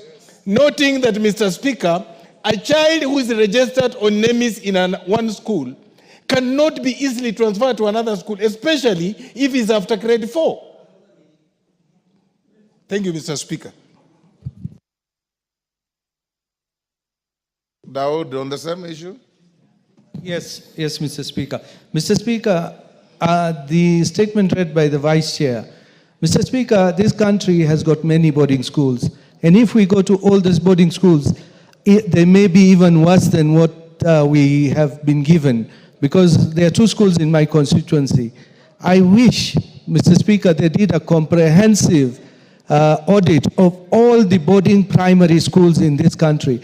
Mr. Speaker, there are sometimes you can even wonder, how can a grade 4 be in a boarding school? We should have a policy where boarding schools should exclusively be for a little older children, not small ones who cannot. But Mr. Speaker, if you, I'm a product of a boarding school. I've stayed in a boarding school for 6 years. But Mr. Speaker, the boarding schools of today are pathetic. There is no space to move.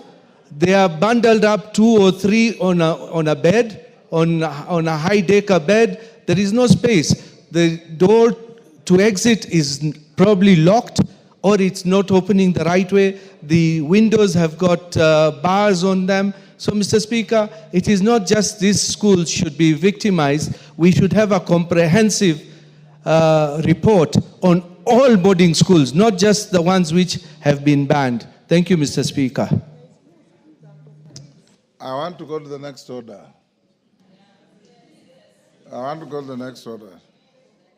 Let's Mama Dagoret wacha tuachie hapo. Call the next order.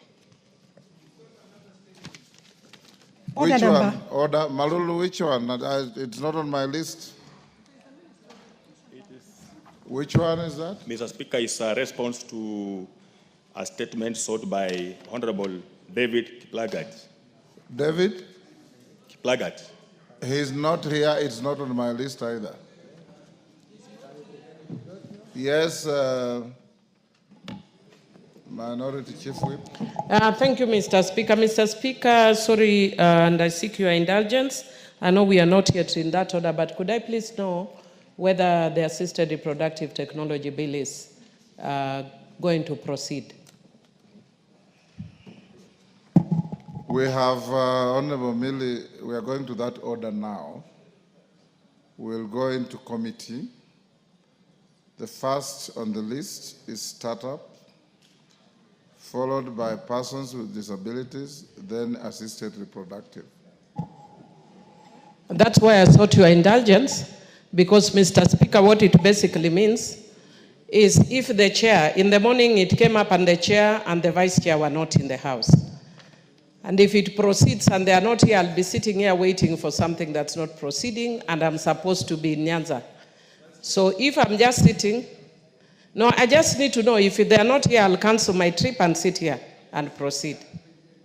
Honorable Millie, as a leader in the House, you're obligated to be here whether you have business to transact personally or not. So this is a sitting day. Your matter is listed, but even if it wasn't, I expect you to be here, regardless. More so that you are the whip.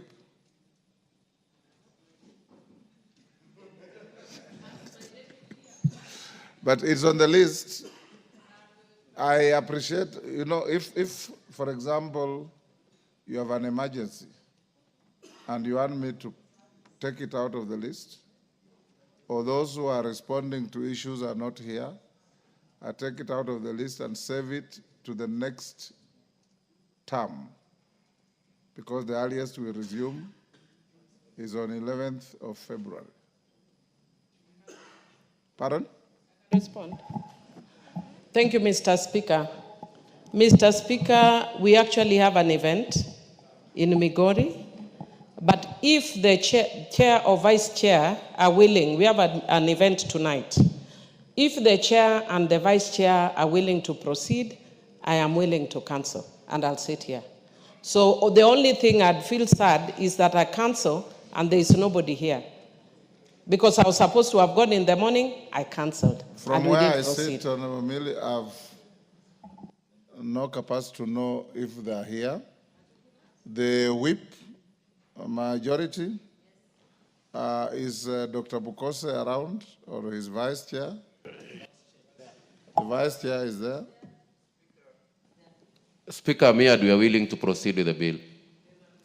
Okay. So, may I call out the next order? Order number 11, Committee of the Whole House. Members be upstanding.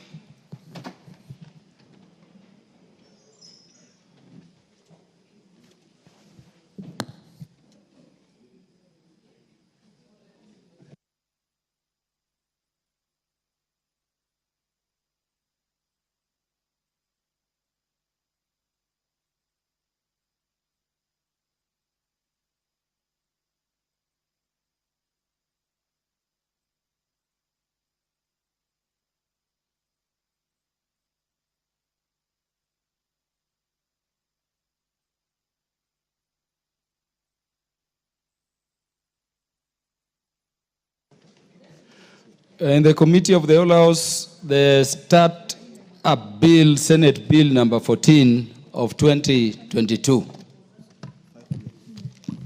Clause 7. Is there an amendment to it? We call him. Honorable John Kiarie.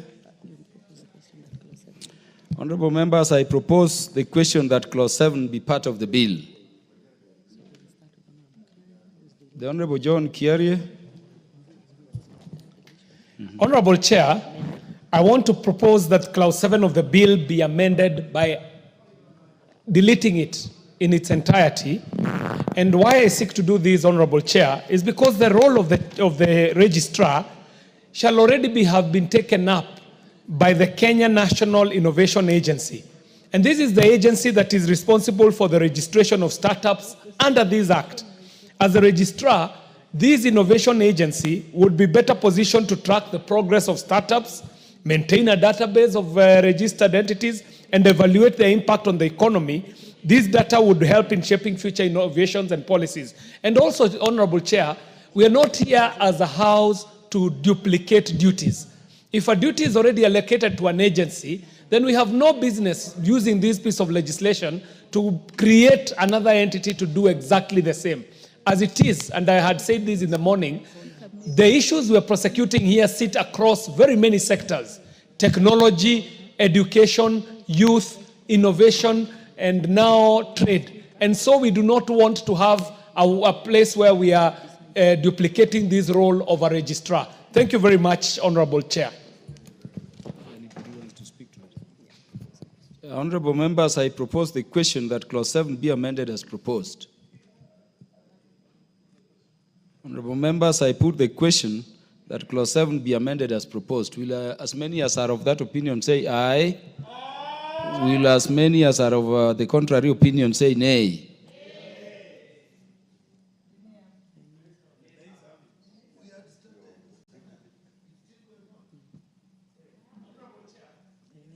I want to put the question again for clarity. Honorable members, I put the question that Clause 7 be amended as proposed. Will as many as are of that opinion say aye? Aye. Will as many as are of a contrary opinion say nay? Nay. The nays have it.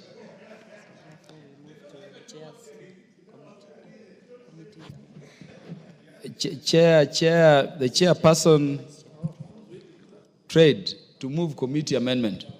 Thank you, Honorable Chair. I propose to move the amendment as it appears on the order paper, that is by deleting the clause and substituting it with a new clause. And the justification for that is to enhance clarity on the registration of labeled startups, and this will assist the startups to leverage on the benefits of the granted startups. Remember, Chair, we are moving on from Clause 6, where we are already created the startups, and we have already set up the labeled startups. So if we do not carry this amendment, then it will be difficult for then registration of new startups as labeled startups. Thank you. Honorable members, I propose the question that Clause 7 be amended as proposed by the chairperson trade. The Honorable Undo.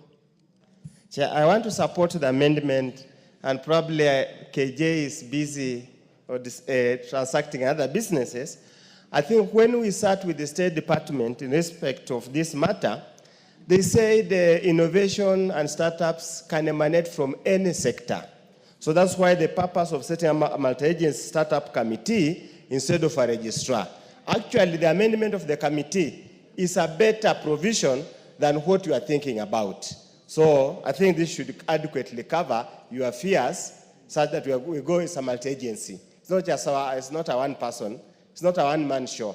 So that it can come from anywhere, from innovation, science, from anything else. Even music can be a startup. I can decide to start my Adungu band, and so you start up or whichever, and then we move on. Thank you, Chair.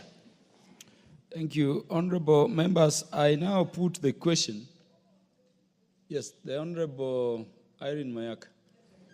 Thank you, Chair. Chair had actually pressed the intervention to catch your eye. I just want to also support the committee amendments because, as I said before, having had an opportunity to engage the committee as a co-sponsor of the bill and having had their justification of why we really need to have this, I concur with them because we need to ensure that we are leveraging in totality on the benefits of startups in relation to the specifications that have been given on their registration. I therefore support the committee's amendment. The Honorable John Kerry. With the fact that my amendment has suffered, I would also want to put it on record, Honorable Chair, for us to note, and even for the committee to note, that not all startups are trade startups. And the reason why we needed a registrar is because, and we needed it to be domiciled at Kenya Innovation, is because Kenya Innovation is actually sitting at a very proper place to cover all the sectors, and it is going to the presidency. When we reduce it to the MSME, what will happen is that we will be moving ahead, imagining that all startups are trade and entrepreneurial startups. So we end up losing out while we think we are gaining. Thank you very much, Honorable Chair. Honorable members, now do allow me to put the question, and I therefore put the question that Clause 7 be amended as proposed by the Chair, Departmental Committee on Trade. Will as many as are of that opinion say aye? Will as many as are of a contrary opinion say nay? The ayes have it. Honorable members, allow me therefore now to put the global question that Clause 7 of the bill as amended be part of the bill. Will as many as are of that opinion say aye? Will as many as are of a contrary opinion say nay? The ayes have it. Clause 8. Honorable members, I propose the question that Clause 8 be part of the bill.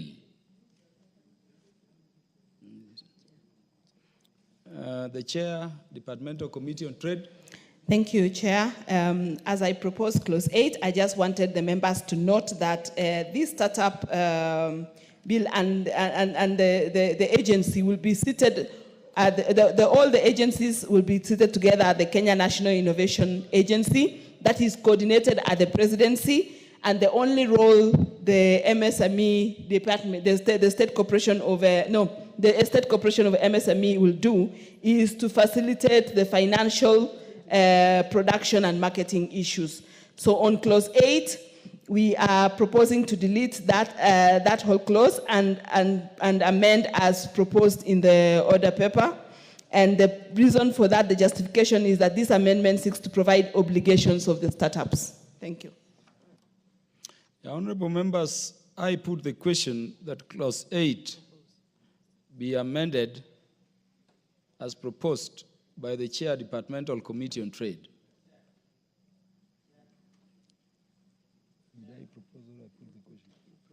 Honorable members, I'll repeat. Honorable members, allow me to propose the question that Clause 8 of the bill be amended as proposed by the Chair, Departmental Committee on Trade. Honorable Oundo. Chair, I think we need to be very clear. Innovation is not innovation for the sake of it. Whoever is innovating as a startup intends to commercialize, intends to make a living, an economic gain from the innovation. And that's why we concurred with the State Department's thinking that if we just left it in one office, which only registers innovation, how do you commercialize that innovation? How? Because the purpose of innovating is to make money, is to make a livelihood. So that's why we have expanded the bill from the way it came from the Senate to now look at actualization of the innovation. It's just like an architect. An architect designs. If there is no builder, it's just a design. Basic. So Thank you, Honorable Oundo. Honorable members, it is for you to make a decision I therefore put the question that clause 8 of the bill be amended as proposed by the Departmental Committee Trade. Will as many as are of that opinion say aye? Will as many as are of a contrary opinion say nay? The ayes have it. Honorable members, I now put the question that clause 8 be part, as amended, be part of the bill. Will as many as are of that opinion say aye? Will as many as are of a contrary opinion say nay? The ayes have it. The Honorable Dawood, the chair did not ignore you. The chair did not recognize and the chair did not hear you. Call the next clause. Clause 9. Is there an amendment? Honorable members, I propose that clause 9 be part of the bill. Chair, I propose that clause 9 be amended as it appears in the order paper, and the justification is to seek to accommodate new provisions on incubation provided for under clause part 4 of this act. Honorable members, I propose the question that clause 9 of the bill be amended as proposed by the chairperson, Departmental Committee on Trade. Honorable members, I put the question that clause 9 of the bill be amended as proposed by the chairperson, the Departmental Committee on Trade. Will as many as are of that opinion say aye? Will as many as are of a contrary opinion say nay? I will repeat the question for clarity. Honorable members, I put the question. Honorable members, you need to be attentive that clause 9 of the bill be amended and be deleted as proposed by the chairperson of the Departmental Committee on Trade. Will as many as are of that opinion say aye? Will as many as are of a contrary opinion say nay? The nays have it. Do you want me to repeat the question again? I told you members to be attentive. And so I'll expunge and repeat the question again. Honorable Irene Mayaka, I'm putting question on your bill and you're not attentive. The chairperson in charge of ICT, I want to repeat this question for clarity.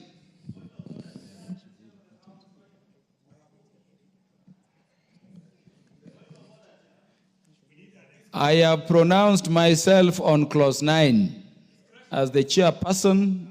If anybody has an issue with it, you have the avenue of recommittal. Next order. Clause 10. Honorable members, I propose the question that clause 10 be part of the bill. Is there an amendment? The chair, Trade. Chair, I propose that clause 10 be amended by deleting as it appears in the order paper, and the justification is the proposal is in the bill in order to accommodate the new provisions on labeling and registration by the Startup Committee, which is a clause already passed by this House. Honorable members, I propose the question that clause 10 be amended as proposed by the Chair, Trade. Honorable members,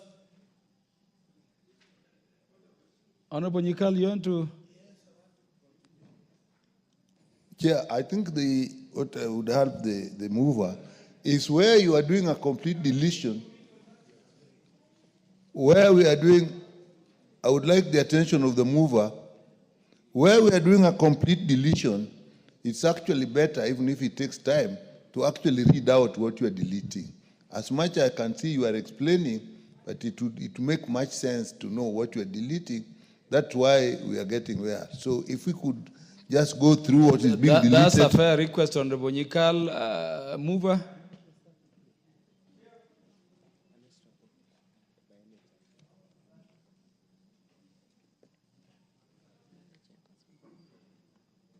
Chairperson, could you read the provision? I was waiting for the microphone. You're Chair, proposing to delete. I think all the clauses are in the order paper, and if we follow through clause by clause, it's in the order paper. But now that you've said I read, the clause that is being deleted is clause 10, which talks about the registrar or the county executive member, as the case may be, shall within 30 days upon receipt of an application under section 9, which examine the application together with the documents, and if the registrar considers necessary, call for such further information to carry out such inspections as he or she may consider necessary for the determination of the application, and where the registrar or the county executive member is satisfied that an applicant meets the requirements for registration under this act, the registrar or the county executive committee member shall, subject to the provisions of this act. Honorable Chair, you can stop there. I know members already have the order paper, and thank you for directing them on the bill. Honorable members, I now put the question that clause 10 of the bill be amended as proposed by the chairperson trade. Will as many as are of that opinion say aye? Will as many as are of a contrary opinion say nay? The ayes have it. Honorable members, I put the question that clause 10 be part of the bill. In fact, it has been deleted. Sorry, next. Clause 11. Honorable members, I propose the question that clause 11 be part of the bill. Chairperson, Departmental Committee on Trade. Thank you, Chair. I propose that clause 11 be deleted, and I think we can read the clause 11 in the order paper, and the justification is that this new provision is already under the labeling and registration by the Startup Committee. So we can go all of them. The Honorable Daud. Chair, on this one, I agree with the Chair, because if we have deleted 10, then it follows, this follows 10. It's the same, so we delete this as well. Honorable members, permit me now to put the question that clause 11 of the bill be deleted as proposed by the Chair Departmental Committee on Trade. Will as many as are of that opinion say aye? Will as many as are of a contrary opinion say nay? The ayes have it. Clause 12. Honorable members, I propose the question that clause 12 be part of the bill. Chairperson, Departmental Committee on Trade. Thank you, Chair. I propose that clause 12 be deleted as it appears on the order paper, and the reason for this is to accommodate the new provisions on incubation provided under Part 4 of this bill. Honorable members, I propose the question that clause 12 be amended or be deleted as proposed by the Chairperson Trade. Honorable members, I put the question that clause 12 be deleted as proposed by the Chairperson Committee on Trade. Will as many as are of that opinion say aye? Will as many as are of a contrary opinion say nay? The ayes have it. Clause 13. Honorable members, I propose the question that clause 13 be part of the bill. Chairperson, Departmental Committee on Trade. Thank you, Chair. I propose that clause 13 be deleted as it appears on the order paper, and the reason is that this amendment seeks to accommodate new provisions on incubation already provided under clause 4, under Part 4. Honorable members, I propose the question that clause 13 be deleted as proposed by the Chairperson, Departmental Committee on Trade. Honorable members, I put the question that clause 13 be deleted as proposed by the Chairperson, Departmental Committee on Trade. Will as many as are of that opinion say aye? Will as many as are of a contrary opinion say nay? The ayes have it. Clause 14. Honorable members, I propose the question that clause 14 be part of the bill. Chairperson, Departmental Committee on Trade. Thank you, Chair. I propose that clause 14 be amended as it appears in the order paper, and that is deleting that clause and substituting it with the current clause that is there, and that justification there is to provide for grounds for cancellation and registration of the Startups Committee. Honorable members, I propose the question that clause 14 be amended as proposed by the Chairperson Trade.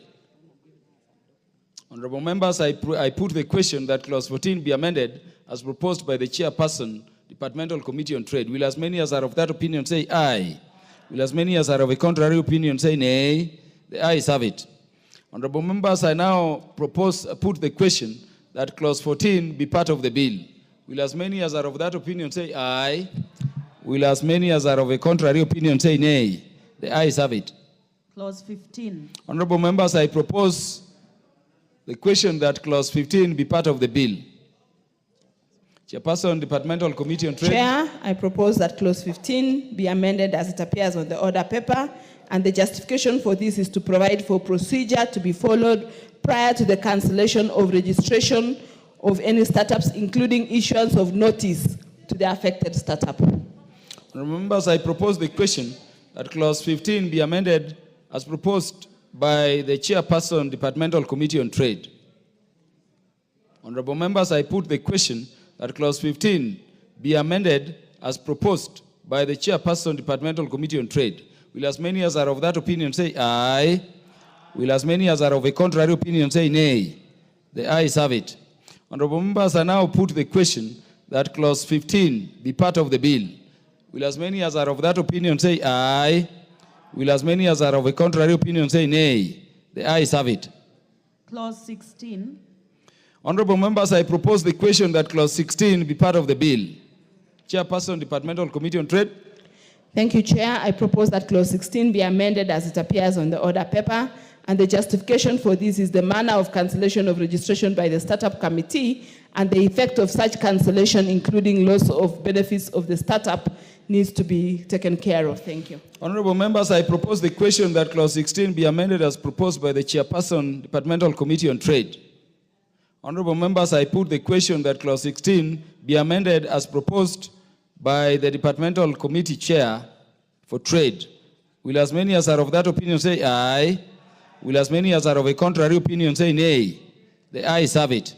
Honorable members, I now put the question that clause 16 be part of the bill. Will as many as are of that opinion say aye? Will as many as are of a contrary opinion say nay? The ayes have it. Clause 17. Honorable members, I propose the question that clause 17 be part of the bill. Chairperson, Departmental Committee on Trade. Thank you, Chair. I propose to amend that clause 17 be amended as it appears in the order paper, and the justification for this is to provide for an appellate process for aggrieved persons to seek review and a decision to deregister a startup. Honorable members, I propose the question that clause 17 be amended as proposed by the Chairperson, Departmental Committee on Trade. Honorable members, I put the question that clause 17 be amended as proposed by the Chairperson, Departmental Committee on Trade. Will as many as are of that opinion say aye? Aye. Will as many as are of a contrary opinion say nay? The ayes have it. Honorable members, I now put the question that clause 17 be amended, no, be part of the bill. I will put the question again. Honorable members, I put the question that clause 17 as amended be part of the bill. Will as many as are of that opinion say aye? Will as many as are of a contrary opinion say nay? The ayes have it. Clause 18. Honorable members, I propose the question that clause 18 be part of the bill. The Chair, Departmental Committee on Trade. Chair, I propose that clause 18 be amended as indicated in the order paper, and the justification for this is that it empowers the startup committees to keep a register of startups registered, cancelled, or voluntarily withdrawn as a startup. Honorable members, I propose the question that clause 18 be amended as proposed by the Chairperson, Departmental Committee on Trade. Honorable members, allow me to put the question that clause 18 be amended as proposed by the Chairperson, Departmental Committee on Trade. Will as many as are of that opinion say aye? Will as many as are of a contrary opinion say nay? The ayes have it. Honorable members, allow me now to put the question that clause 18 be part of the bill. Will as many as are of that opinion say aye? Will as many as are of a contrary opinion say nay? The ayes have it. Clause 19. Honorable members, I propose the question that clause 19 be part of the bill. Chair, Departmental Committee on Trade. Thank you, Chair. I propose that clause 19 be amended as indicated in the order paper, and the justification for this is it seeks to allow the startup committee to alter the register by making changes and corrections that may be necessary. Honorable members, I propose the question that clause 19 be amended as proposed by the Chair, Departmental Committee on Trade. The Honorable Dr. Nyikal. Chair, sometimes it may be good, like in this one, if you look, they're pretty close. It may be good to point out for us just the difference. Because if you look at what is in the bill and the amendments, you can't quickly see what the difference is. And in that situations, it may be just point out that difference only. The Honorable Undo. Thank you, Chair. First, two things. We no longer talk about registrar, we are talking about the committee. That's number one. Number two, we have elaborated, it's a little more elaborate and concise compared to what we have in the bill here. That's the difference. Honorable Nyikali, satisfied? Honorable members, I now put the question that clause 19 be amended as proposed by the chairperson, Departmental Committee on Trade. Will as many as are of that opinion say aye? Will as many as are of a contrary opinion say nay? The ayes have it. Honorable members, I now put the question that clause 19 as amended be part of the bill. Will as many as are of that opinion say aye? Will as many as are of a contrary opinion say nay? The ayes have it. Clause 20. Honorable members, I propose the question that clause 20 be part of the bill. Honorable members, I put the question that clause 20 be part of the bill. Will as many as are of that opinion say aye? Will as many as are of a contrary opinion say nay? The ayes have it. Clause 21. Honorable members, I propose the question that clause 21 be part of the bill. Chairperson, Departmental Committee on Trade. Thank you, Chair. I wish to move that clause 21 be amended as it appears in the order paper, as it is indicated on the order paper, and this is to allow the requirement of startups to provide the startup committee with information concerning changes in particulars of their institutions, change in directorships, or any changes like the changes in where their registered office is. Honorable members, I propose the question that clause 21 be amended as proposed by the Chair, Departmental Committee on Trade. Honorable members, I put the question that clause 21 be amended as proposed by the Chairperson, Departmental Committee on Trade. Will as many as are of that opinion say aye? Will as many as are of a contrary opinion say nay? The ayes have it. Honorable members, I now put the question that clause 21 as amended be part of the bill. Will as many as are of that opinion say aye? Will as many as are of a contrary opinion say nay? The ayes have it. Clause 22. Honorable members, I propose the question that clause 22 be part of the bill. Honorable members, I put the question that clause 22 be part of the bill. Will as many as are of that opinion say aye? Will as many as are of a contrary opinion say nay? The ayes have it. Part 4. What is out of order? The Honorable Irene Mayak. Chair, I think you had guided that if anyone has interventions, they press the intervention button. Yes. I did that on order 21, though it has passed. Yes. But please take note of that. No duly taken. In future, yes. And I don't want to be a mover of the motion that does not get an opportunity to also yes, speak press to the motion. Interventions in good time also so that we don't bypass you. I am very alert. You are critical yes, I'm to very this alert. parliamentary process as the mover. Call it again. Part 4. Honorable members, I propose the question that part 4 of the bill be part of the bill. Chairperson, Departmental Committee on Trade. Chair, I wish to move that part 4 of the bill be amended by inserting the words "and accelerators" immediately after the word "incubators." And this is basically to ensure that part 4 includes provision for incubators. Honorable members, I propose the question that part 4 of the bill be amended as proposed. Honorable members, I put the question that part 4 be amended as proposed. Will as many as are of that opinion say aye? Will as many as are of a contrary opinion say nay? Honorable members, the ayes have it. Honorable members, I now put the question that part 4 be amended, as amended, be part of the bill. Honorable members, I now put the question that part 4 as amended be part of the bill. Will as many as are of that opinion say aye? Will as many as are of a contrary opinion say nay? The ayes have it. Clause 23. The Honorable Basil, you cannot intervene once the horse has bolted. Once a question is put, the time to contribute is up.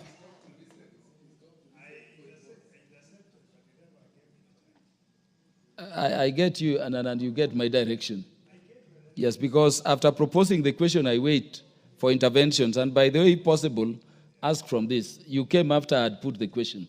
I'm sorry for that. But the new clauses, please let us be in tandem. Clause 23. Honorable members, I propose the question that clause 23 be part of the bill. Honorable members, I put the question that clause 23 be part of the bill. Will as many as are of that opinion say aye? Will as many as are of a contrary opinion say nay? The ayes have it. Clause 24. Honorable members, I propose the question that clause 24 be part of the bill. Chair, Departmental Committee on Trade. Thanks, Chair. I move to request that the clause 24 be amended as indicated in the order paper, and this is to recognize the various startup ecosystem players. Honorable members, I propose the question that clause 24 be amended as proposed by the Chairperson, Departmental Committee on Trade. The Honorable Nyikal, you want to contribute to this? I just want to get an explanation. The first A I can follow, because they're just changing the wording. B, we are now excluding the County Executive Committee. Would I know what is the explanation for that? The Honorable Chairperson, could you justify the amendment very briefly? Thank you. The startup bills is a national government function which sits at the presidency, and the reason why we are removing the county executive committee member is because this is a function that will be at the national level. The only time the county executives will be able to participate is when the startups are now being incubated in their various counties, and I think we will cover it much later in clause 30-31. Honorable members, I now put the question that clause 24 be amended as proposed. Will as many as are of that opinion say aye? Will as many as are of a contrary opinion say nay? The ayes have it. Honorable members, I now put the question that clause 24 as amended be part of the bill. Will as many as are of that opinion say aye? Will as many as are of a contrary opinion say nay? The ayes have it. Clause 25. Honorable members, I propose the question that clause 25 be part of the bill. Chairperson, Departmental Committee on Trade. Chair, I wish to move that clause 25 be amended as it indicated in the order paper, and the justification for this, that this amendment is in line with the previous amendments, in cognizant to the fact that the law will be implemented by the national government in collaboration with other startup ecosystems, including the county governments. Honorable members, I propose the question that clause 25 be amended as proposed. Honorable members, I put the question that clause 25 be amended as proposed. Will as many as are of that opinion say aye? Will as many as are of a contrary opinion say nay? The ayes have it. Honorable members, I now put the question that clause 25 as amended be part of the bill. Will as many as are of that opinion say aye? Will as many as are of a contrary opinion say nay? The ayes have it. Clause 26. Honorable members, I propose the question that clause 26 be part of the bill. Honorable members, I now put the question that clause 26 be part of the bill. Will as many as are of that opinion say aye? Will as many as are of a contrary opinion say nay? The ayes have it. Part 5. Honorable members, I propose the question that part 5 be part of the bill. Chairperson, Departmental Committee on Trade. Thank you, Chair. I wish to move that part 5 of the bill be amended by inserting the words incubators and accelerators immediately after the word startups. And the justification for this is to accommodate accelerators as they play a critical role in the scaling up of startups. Honorable members, I propose the question that part 5 be amended as proposed by the Chairperson, Departmental Committee on Trade. The Honorable Basil. Thank you, Chair. I want to request the mover to explain to us what she means by the word accelerator. Do you mean that this is equivalent to stimulus? Thank you, Chair. The Honorable Undo.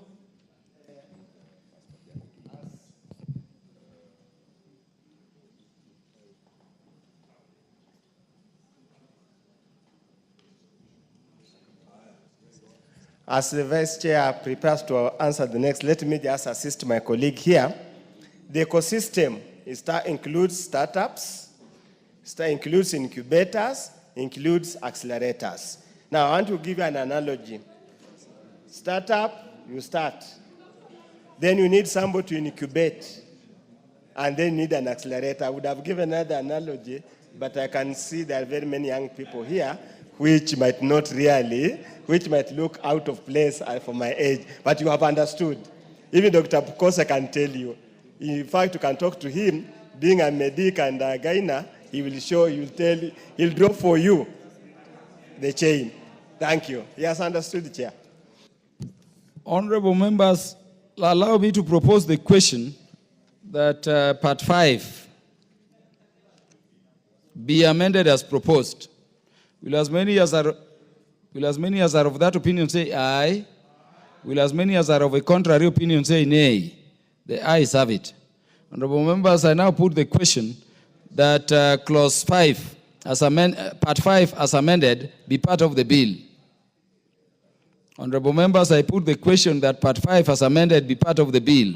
Will as many as are of that opinion say aye? Will as many as are of a contrary opinion say nay? The ayes have it. Clause 27. Honorable members, I propose the question that Clause 27 be part of the bill. Chairperson, is that the chairperson? Thank you, Chair. I wish to move that Clause 27 be amended as it appears or as indicated in the order paper. And basically, this amendment seeks to enhance clarity in subclause 1 and 2 through the redrafted provision. Honorable members, I propose the question at Clause 27 be amended as proposed by the Chairperson, Departmental Committee on Trade. Honorable members, I put the question that Clause 27. Yes. Honorable Chair, I'm just seeking your guidance to know the hierarchy of the amendments, to know if we carry the Chair's amendments, whether mine fall automatically. It is just a procedural question, Chair. Yes. Before I proposed the question, I was already advised that the two amendments are independent, and the passage or the fall of the first amendment have no effect on the amendments you'll be subsequently proposing.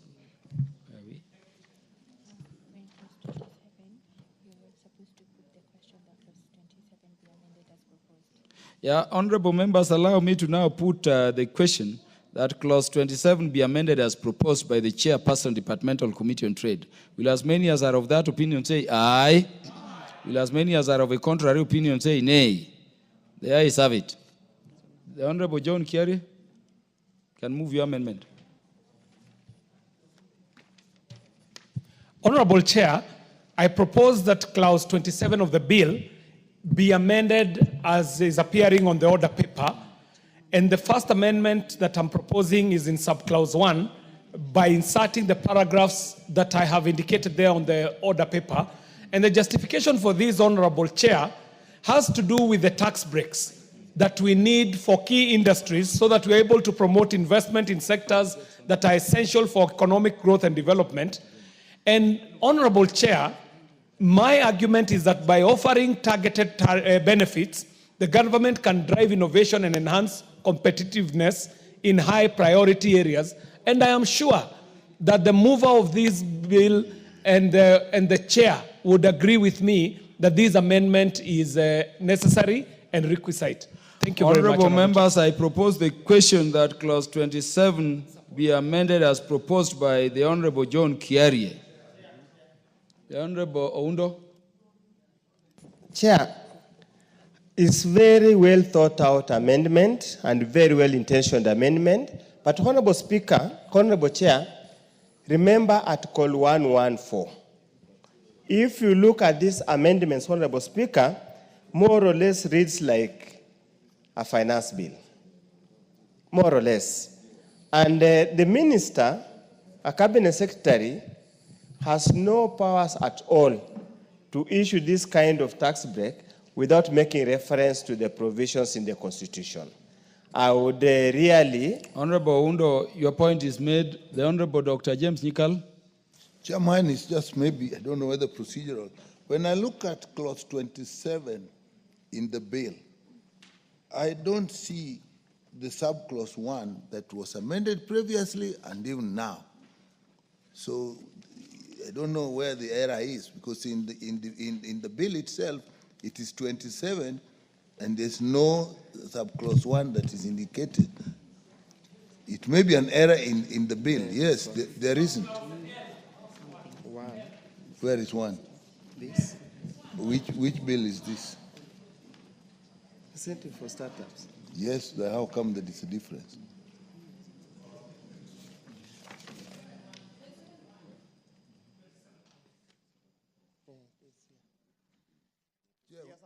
Whatever document he has is wrong. Yeah, there must be some wrong document going around.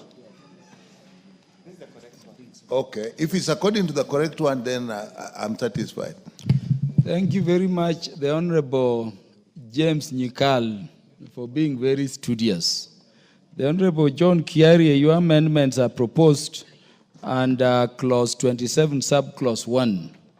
And the amendment proposed by the departmental committee was to delete the entire subclause 1.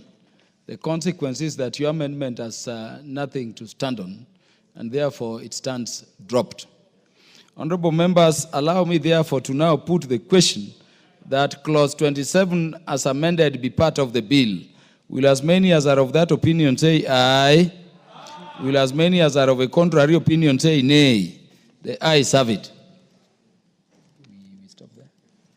Yeah, honorable members, there was a previous communication by the Speaker that we will adjourn or stop proceedings at 5 to allow the matter concerning the proposed amendments to the constitutions to be moved and deliberated upon by the House. That being a communication, you know, I don't have powers to review it. So let us be upstanding. You will move reporting. You will move for them to So that we move reporting. No, we will report progress. They don't need to stand. Yes. No, in fact, sit down, we just stop. You will call them mover. This is a house of procedure and rules. Once communication is made, even if it is an adjournment house, you know my hands get tied. Yes, so may you sit down so that we move reporting. I'm very sorry. Take your seats, members. Move to move reporting. Honorable Irene Mayaka.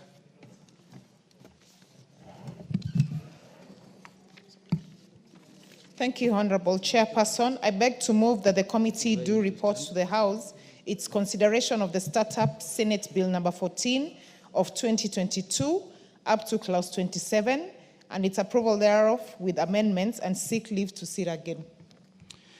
Honorable members, I put the question, which is that the committee do report to the House its consideration of the Startup Senate Bill number 14 of 2022 up to clause 27 and its approvals thereof with amendments and seek leave to sit again. Will as many as are of that opinion say aye? Will as many as are of a contrary opinion say nay? The ayes have it. So we can now leave.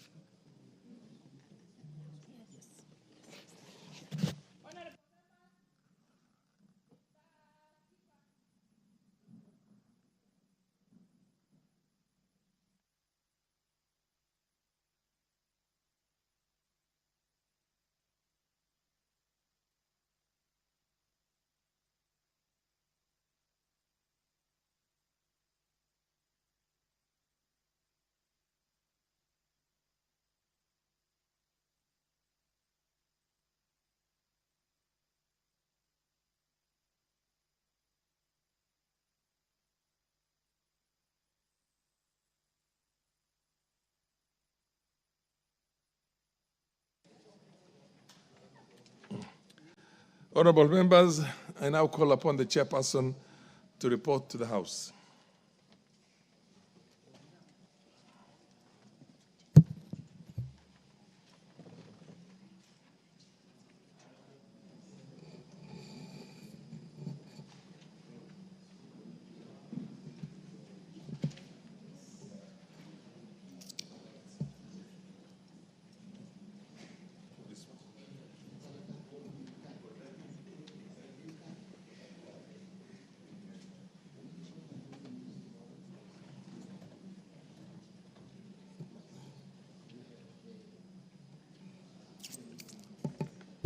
Yes, you should. Honorable Speaker, I beg to report to the committee, that the Committee of the Whole House has considered the startup Senate Bill number 14 of 2022 up to clause 27 and approved the same with amendments, and do seek leave to sit again.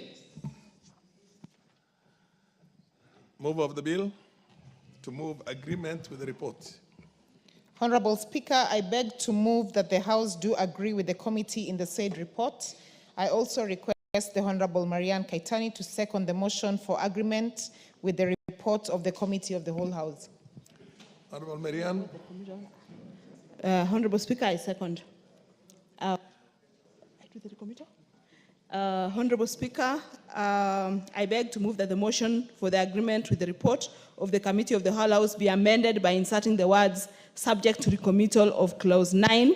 I also request that Honorable Oundo to second the motion. I second.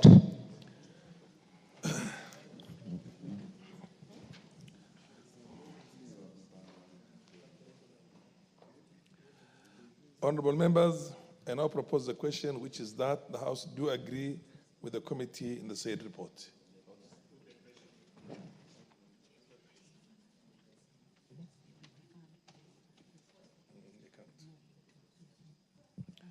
Honorable members, I can't put the question because there's a recommittal. So the question is going to be put at an appropriate date in the future. The chair so directs.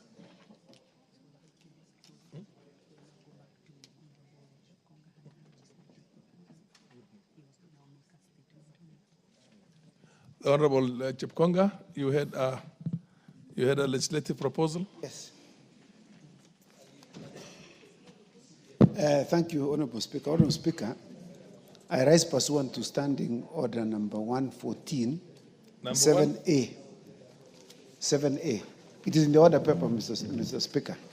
Mr. Speaker, I rise to make comments with respect to a legislative proposal that is contained in the order paper or the supplementary paper of today afternoon.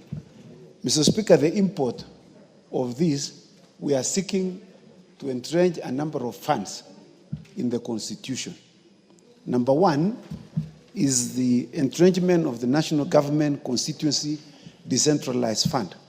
Mr. Speaker, we're proposing that the NGCDF, because we have had a lot of problems with the issue of development with the courts. So we have renamed it the National Government Constituency Development Fund. Mr. Speaker, I stand here to make these comments arising from the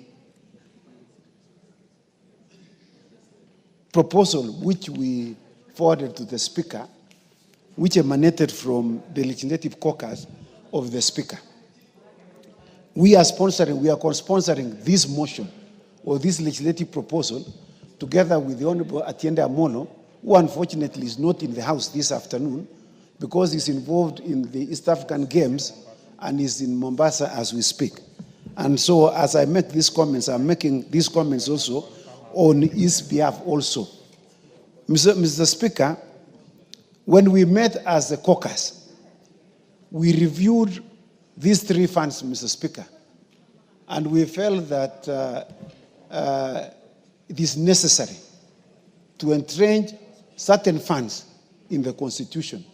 The membership of this particular caucus involves, among others, the Honorable Atiende Amolo, Wakili Muriu, Makali. We have a number of them, Mr. Speaker. The Honorable Kaluma, the Honorable Milia Thiambo. No, all lawyers are ex-officio members of this caucus, Mr. Speaker. So as we sit there, we sit on behalf of all members.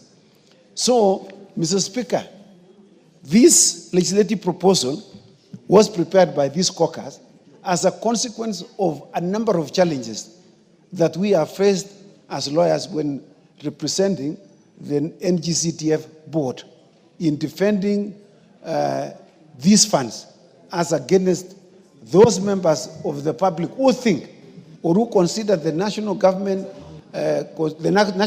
constituency development funds, the national government affirmative action funds, and the Senate oversight funds as funds that must not be dispersed to members of parliament. And Mr. Speaker, let me just give an overview in terms of what are we seeking to do. One, we are seeking for the entrenchment of the national government constituency decentralized fund in the constitution, which will ensure that the critical role that the fund currently plays in promoting the participation of the people in identification and implementation of priority national government programs is safeguarded, as well as ensuring reasonable access to such services in all parts of the Republic of Kenya as envisaged in Article 6, sub-Article 3 of the Constitution. Two, the entrenchment of the Senate Oversight Fund in the Constitution, which will ensure that the Senate is adequately empowered and resourced to perform its oversight functions as stipulated in Article 96 of the Constitution. The third fund that we are seeking for its entrenchment in the Constitution is the National Government Affirmative Action Fund that seeks to ensure that the affirmative action groups, including women, youth, persons with disabilities, vulnerable children, and elderly persons, have access to minimum financial facilities required for the promotion of enterprise development and provision of social development services at the constituency and county levels, Mr. Speaker. Mr. Speaker, it is important for me to set out the general history of this fund. The Constituency Development Fund, Mr. Speaker, was first established under the Constituency Development Fund of 2003, and later was replaced by the Constituency Development Fund Act of 2013. Over the years, the CDF has evolved into a critical mechanism for addressing development needs of the constituencies. The legal challenges that this fund has faced over time, Mr. Speaker. Mr. Speaker, the framework has faced a number of constitutional challenges in our courts. In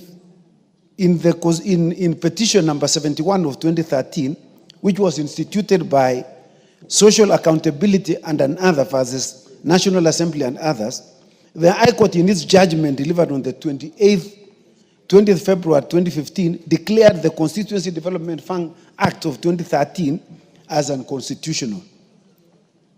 The court held that the CDF Act 2013 violated key constitutional principles, including the principle of separation of powers, division of functions, and the principles of public finance. Despite the judgment, the court suspended the declaration of invalidity for 12 months to allow Parliament to enact remedial legislation or wind up the ongoing projects under that particular legislation, Mr. Speaker. Honorable Speaker, following these developments, the National Assembly and the NGCDF board pursued or preferred an appeal against the judgment to their Court of Appeal. The Court of Appeal, in the Civil Appeal number 92 of 2015, partially allowed the appeal. However, the Supreme Court, in petition number 1 of 2018, in its judgment delivered on the 8th of August 2022, upheld the High Court decision affirming that the CDF Act of 2013 was unconstitutional. The Supreme Court held that a constituency unit of representation is not a service delivery unit. That a constituency is an electoral unit. It is set for purposes of voting for members of parliament and other elected offices. Pursuant to the judgment of the High Court, or in petition number 71 of 2013, the National Assembly enacted the National Government Constituency Development Fund or Act of 2015 to address the issues raised by the High Court and align the fund with the constitutional framework. Despite these efforts, Mr. Speaker, to align the Act with the Constitution, the NGCDF Act of 2015 faced a fresh legal challenge in the High Court Constitutional Petition number 178 of 2016.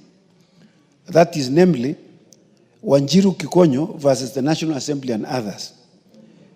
The High Court delivered its judgment on the 20th of September 2024, declaring the NGCDF Act of 2015 as unconstitutional, together with the amendments that were made in 2022 and 2023. All of them were declared as unconstitutional. Mr. Speaker,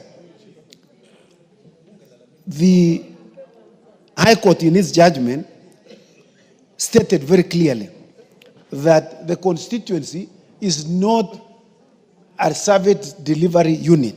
It is an electoral unit, affirming the decision of the Supreme Court that was in Supreme Court, that the Supreme Court delivered. The second thing that the High Court stated in its judgment, it stated that NGCDF violates the principle of separation of powers by assigning executive functions to members of parliament whose primary constitutional role is legislative. Again, Mr. Speaker, this was a total misunderstanding by the High Court. We made every effort to explain to them how a constituency is a delivery unit. Under the National Government Coordination Act, Section 14, a constituency has been made as a service delivery unit. Mr. Speaker, this particular section has not been nullified, neither has it been declared to be unconstitutional. So, for us as members of parliament, we wondered how can the High Court declare that the constituency is just merely an electoral unit. Yet we know that there is an act of parliament which clearly states that a constituency is a service delivery unit. It is not meant to be for purposes of voting only. The second thing, Mr. Speaker, is the misunderstanding also of the High Court, that the members of parliament are the managers of the NGCDF fund. Mr. Speaker, we labor at this point, we try to tell them, but it looks like they put wool in their ears. Mr. Speaker, we all know that the members of parliament, we never sit there. Two, we don't play any role. In fact, the only role we play, Mr. Speaker, is that we participate with all our voters in identifying the projects. And we all sit. We all sit. It's a public participation. I'm being assisted by Honorable Alice, who knows very well what she does in a constituency in Thika Town. Mr. Speaker, when I go for public participation, I don't sit with the NTCDF officials. I sit with the voters. And I am a participant. And I also identify projects which I think the NGCDF must fund. Mr. Speaker, you know there was one question that we were asked and you know you presented this matter. And he was asked at that time, are you sure if I come to your constituency, I will not find schools that bear the name Honorable Kaluma and NGCDF? We told them, no, just come. But they refused to come, Mr. Speaker. And yet they still went ahead and stated that the members of parliament are active participants in the implementation of NGCDF projects, Mr. Speaker. Mr. Speaker, I have never participated in them. I have not opened them. When they are being opened by the NGCDF committee, I also participate also to go and hear what they are saying. And I'm very happy that they have done a good job, Mr. Speaker.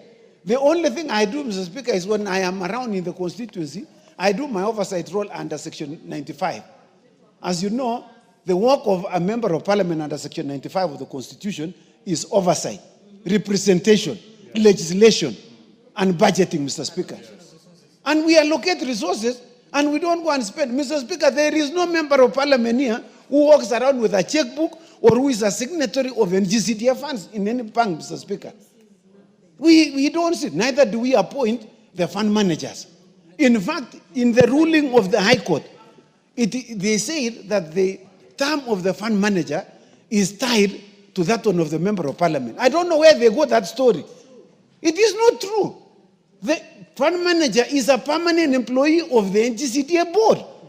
It does not hold office for 5 years.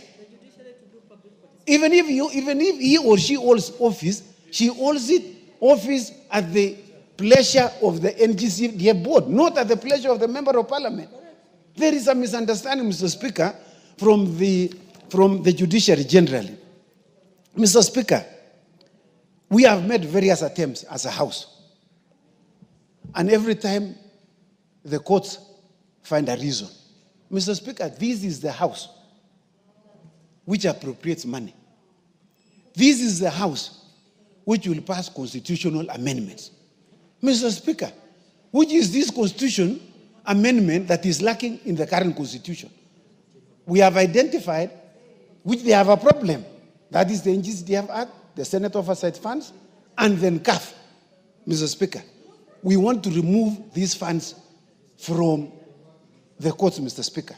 We want to know what is unconstitutional once now they have been entrenched in the Constitution, Mr. Speaker.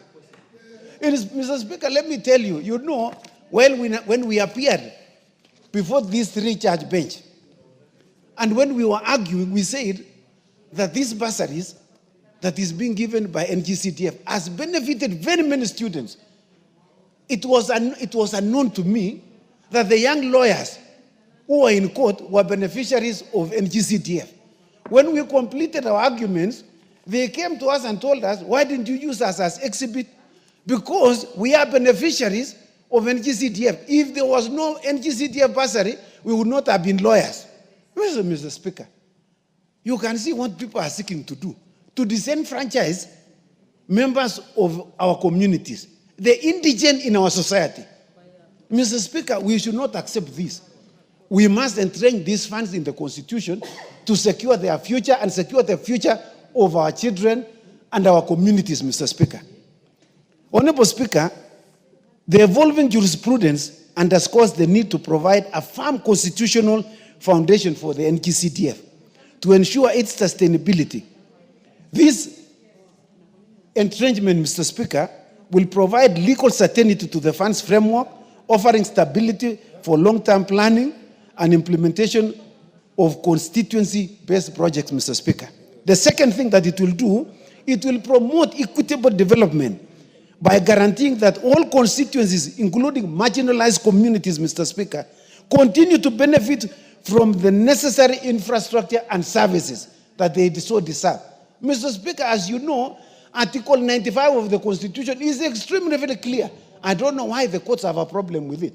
It states, for the avoidance of doubt, that members of parliament resolve issues that are of concern to the people by enacting the NGCDF, then CAF, the Senate Oversight Fund, Mr. Speaker, and entrenching the Constitution. We will be resolving issues that are of concern to our people, Mr. Speaker. If you go to my constituency, we have very many dilapidated schools that were built using Arambe's in those many years. Mud walls. I have seen pictures from the Honorable Marianne Keitany's schools, which are still in form of mud. So you wonder whether these are cow dens or where people go to school, Mr. Speaker. This NGCDF has assisted to convert some of those classrooms so that they can become habitable classrooms. The third thing that we are seeking to do, Mr. Speaker, is to enhance service delivery by ensuring that critical community development initiatives are implemented efficiently and effectively at the constituency level. Mr. Speaker, this is the only fund, Mr. Speaker, that is known by all Kenyans, and it has served them. We know And Kenyans have always told us, this is the only fund which has value for money. Why? Because the management funds, the management, the fees or the salaries that is paid out of these funds, Mr. Speaker, is only merely 5%. 95% goes to the projects, Mr. Speaker. We know other institutions which I don't want to mention, and you know. 49% is used for profits, is used for management. So the only thing that goes allowances, and the only, I'm being assisted here by Honorable Lel Mengit, he knows in his constituency he's been suffering the same thing. We know, Mr. Speaker, that it is only 51% which goes to the project. 49% is used for other purposes. And so entrenching this fund in the Constitution will ensure that we get value for money. Mr. Speaker, I want to mention 3 things why we think that this matter should be entrenched. All these funds must be entrenched in the Constitution. The first thing, Mr. Speaker, it will strengthen accountability and oversight mechanisms for the management of the fund. Mr. Speaker, as you know, without a proper constitutional framework, oversight becomes very difficult. But when we have a proper constitutional framework for these funds, Mr. Speaker, we would be able to oversight them. There would be proper accountability. The second thing, this legislative proposal seeks to support the national government's mandate to facilitate development at the constituency level, Mr. Speaker. As you know, the only fund that has helped the government is this fund. Particularly those concurrent functions, like for instance, the sports, which was declared unconstitutional, the climate change or environment that was declared unconstitutional, the ICT labs that these members of parliament are now building. We have seen what those computers that have been installed in those centers have done and transformed the local community, and particularly the youth. We have seen the youth earning. In my constituency, we went with the peers the other day, last month, and we visited one of the hubs. And we had very interesting stories. There are students who are making $100 per week. That is 13,000 shillings, Mr. Speaker. Now, without those ones, and they came from very poor families. So, Mr. Speaker, this will ensure that the constituency benefits. The third thing, Mr. Speaker, and finally, is to foster inclusive growth and empower constituencies to address their unique development challenges effectively, Mr. Speaker. So, Mr. Speaker, I am urging members, and I want to thank members who have supported this legislative initiative. Mr. Speaker, it has been endorsed by over 258 members. The only reason why the others did not sign, Mr. Speaker, is because they are involved in the arrangement and organization of the East African Games. They are in Mombasa. Mr. Speaker, if all of them were here, and I can assure you, 344 minus those who are not MPs here. You know, we have vacant seats, about 4 of them. Otherwise, we would have had all the 349, Mr. Speaker. So I want to assure you, there is no member who refused to sign. Every member supported, Mr. Speaker. And I want to assure you that this particular legislative proposal will go a long way in resolving the marginalization of communities and people in our constituencies. So, Mr. Speaker, I want to thank you. These are very important comments, and I hope that the Justice and Legal Affairs will move fairly quickly to obtain views from the constitutional offices together with the Attorney General, so that this particular legislative proposal can be published soon thereafter when we come back from our recess. And I see, you can see even the Honorable Salasha is in the House. For good reason, Mr. Speaker. He has also suffered a lot of things in the constituency, particularly the NGCTF, Mr. Speaker. That is the reason he is here to support and to rally members to support this. I thank you, Mr. Speaker. The Chairperson, Departmental Committee on Justice and Legal Affairs. Thank you very much, Mr. Speaker.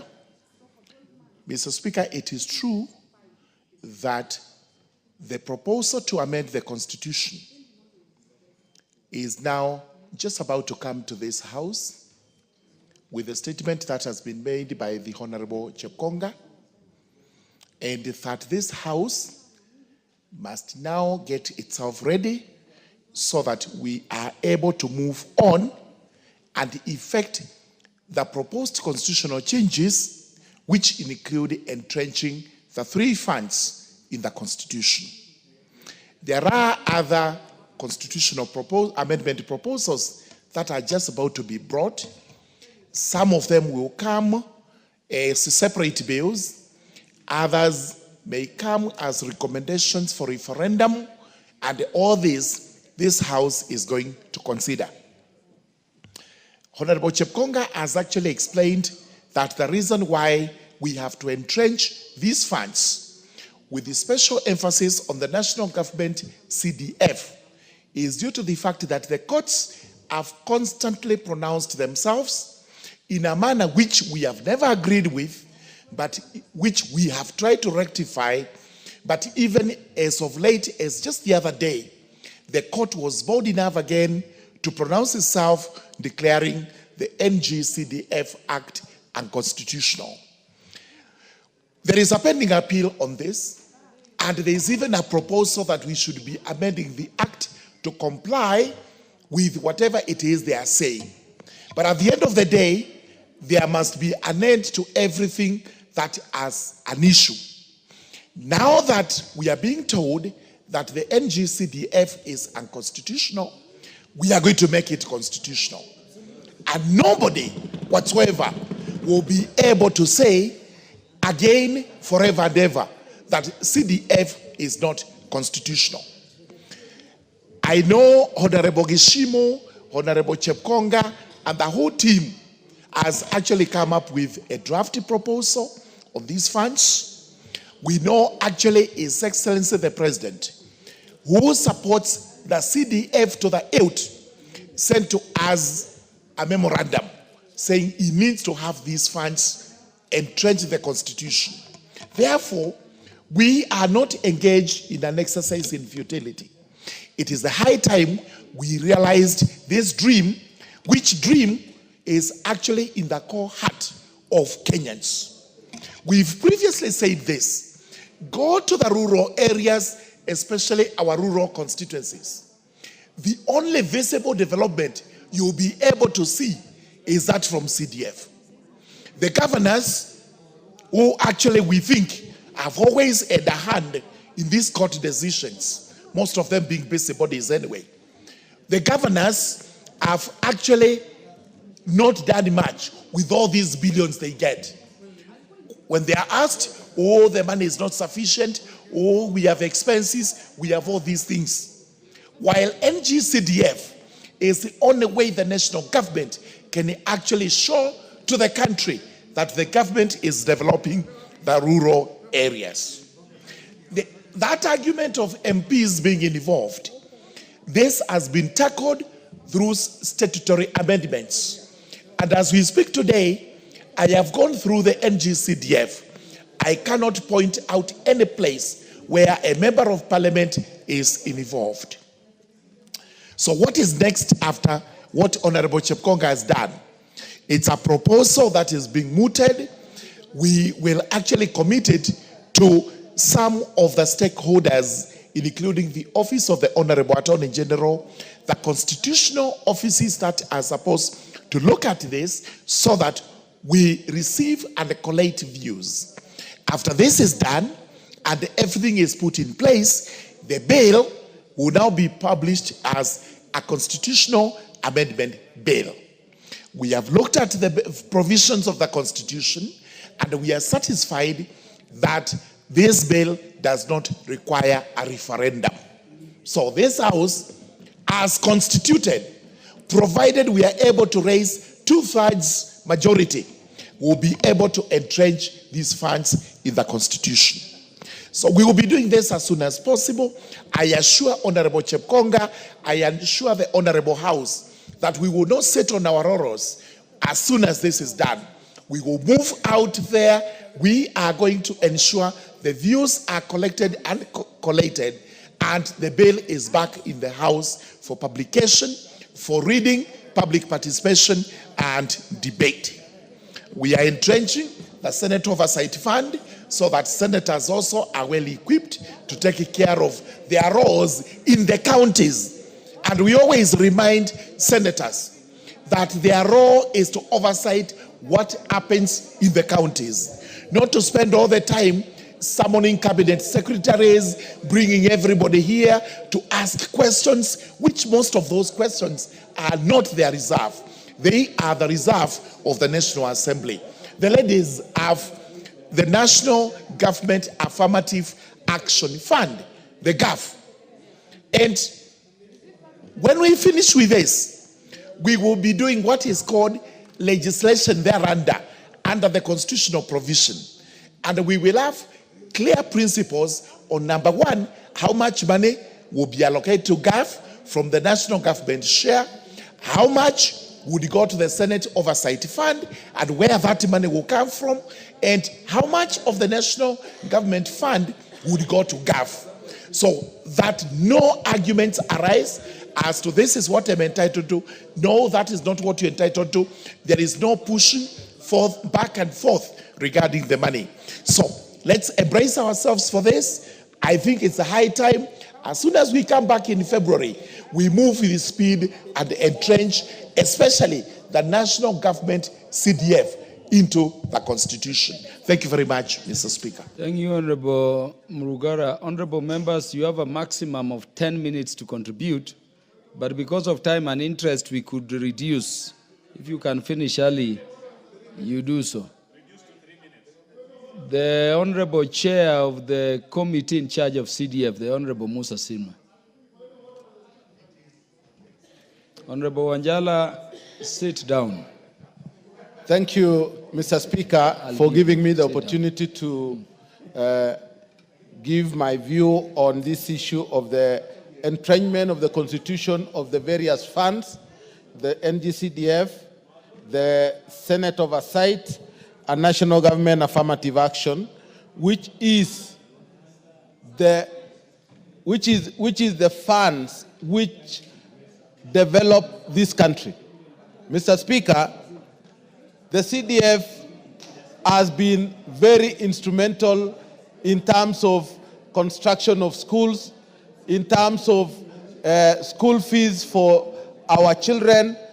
And Mr. Speaker, all those who are against are people who have retired and do not have children in school. In fact, what we need to do is to ask them to continue taking care of their grandchildren so that they can appreciate CDF. Because CDF goes across the whole spectrum of the country, including in all stages in life. So we want to say what has happened in Kenya is monumental, and it is going to make Kenya highly developed. Mr. Speaker, as we go around, even when we are amending the 2023 Act of NGCDF to address the court matters, it seemed that whatever we did was zero because it was a predetermined decision by the courts to remove CDF from us. And Mr. Speaker, the public were really looking forward for the moment we are in now, that we bring it and put it under the Constitution. Mr. Speaker, I want to thank Honorable Chepkonga and the team who have put together this. And Mr. Speaker, we want Kenya to move forward. Thank you, Mr. Speaker. Thank you, Honorable Musa Sirma. Let us conscript it to 3 minutes, if possible. The Honorable Mule Stephen, because he had earlier proposal, similar proposal. Thank you very much, Mr. Speaker. I want to say, Mr. Speaker, today is one of the brightest days in this house, whereby we want to give Kenyans the best Christmas by making sure that justice is being done, not through the court, but through this house. By working on a process whereby we make sure we entrench the three funds, which touch the core of this nation, the Wanjiku, the Mutiso, the Kamau, the Otieno in this country. Mr. Speaker, we worked very hard with Honorable Kishimo in the beginning of this parliament to make sure that these funds are safeguarded, because we had seen the danger of influx of people who don't want development in our constituency. Mr. Speaker, I want to thank Honorable Chepkonga and Honorable Otiendo Amolo for bringing this back. And I want to thank the Speaker, Honorable Moses Wetangula, for allowing the initial proposals to be part and parcel of consideration of entrenching these three funds.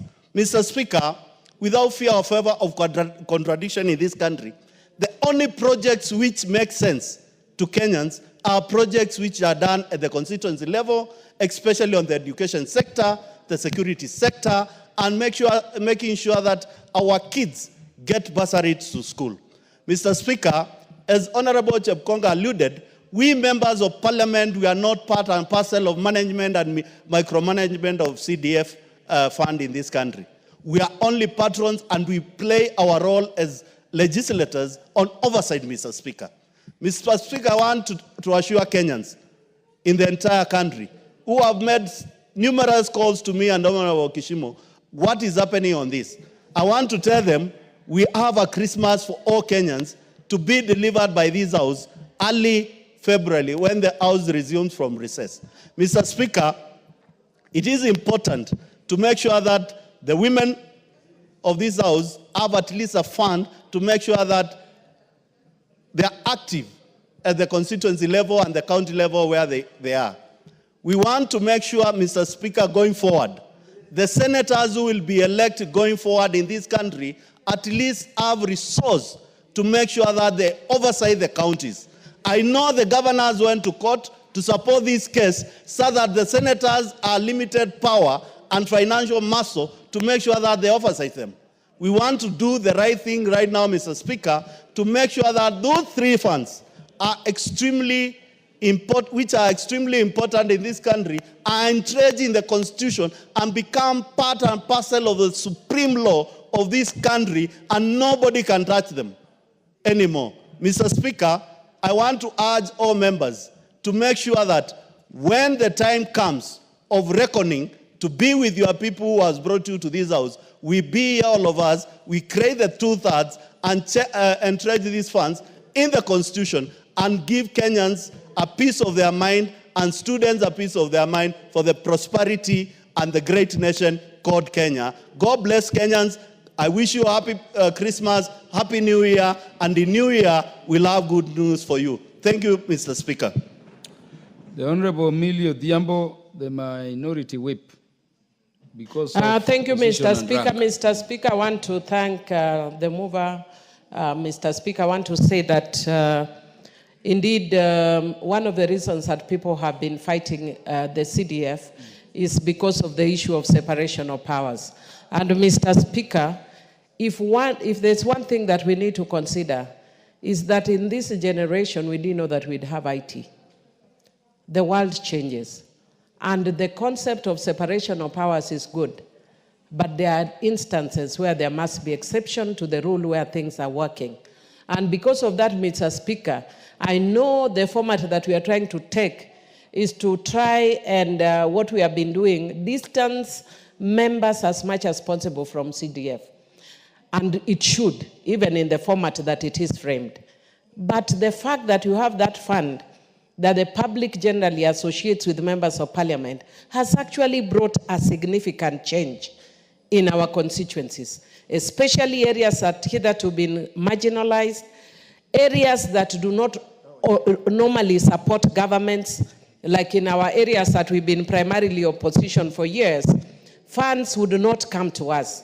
And that is why it's important that we have money from going to governors and money going to an NGCDF fund. I sit in the budget committee. And Mr. Speaker, even though it is provided constitutionally that funds shall be spread out in an equitable, first equally and in some instances equitably, but the reality is that that doesn't happen. You will find that funds are always allocated in a skewed manner and mostly usually favors areas that are voted for government. But Mr. Speaker, what happens at our local levels? If NGCDF doesn't reach one corner of your constituency, you are gone as an MP, whether or not you are involved in it. And Mr. Speaker, I wouldn't want us, Mr. Speaker, to follow procedure at the expense of justice. And that is why even in our 2010 constitution, we departed from technicalities to ensure there is fairness.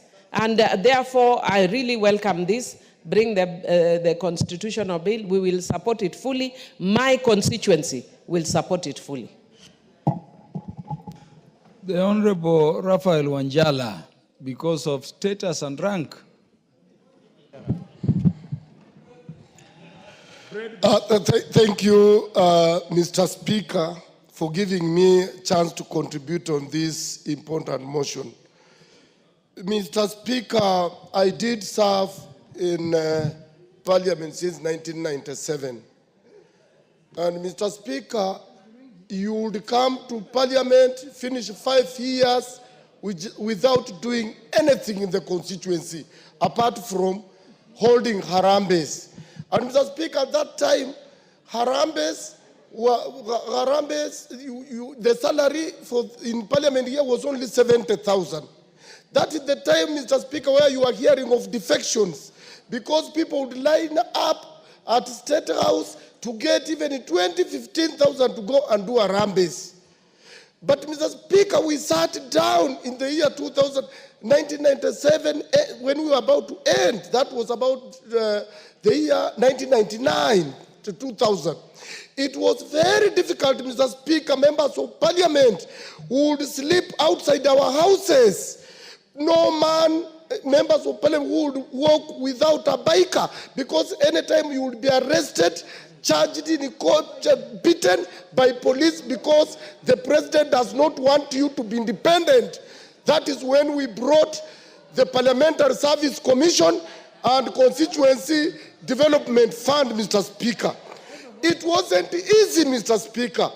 And when Honorable Raila, whom we were with here, fought equally and with the Kibaki to help us come up with the CDF after the year 2002 when Moi had gone, he went further during BBI time.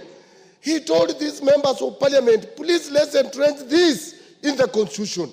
Sometimes you members of Parliament, you are enemies of yourselves because you don't want to see far. You want things that serve your interest. But let's serve the country. Today you go to Busia County. Yesterday they were rating them to be number 3 to have used their money very well. But Mr. Speaker, you will never see anything done by the county except the billboard for things done by CDF. No any other thing outside this the county. Therefore, Mr. Speaker, if there is anything that should be supported, and what is being supported by all Kenyans is National Government CDF Fund. Mr. Speaker, we have come from far. And that is why I have always proposed that when even on the issue of budgeting, if we got roads and we have 700 billion for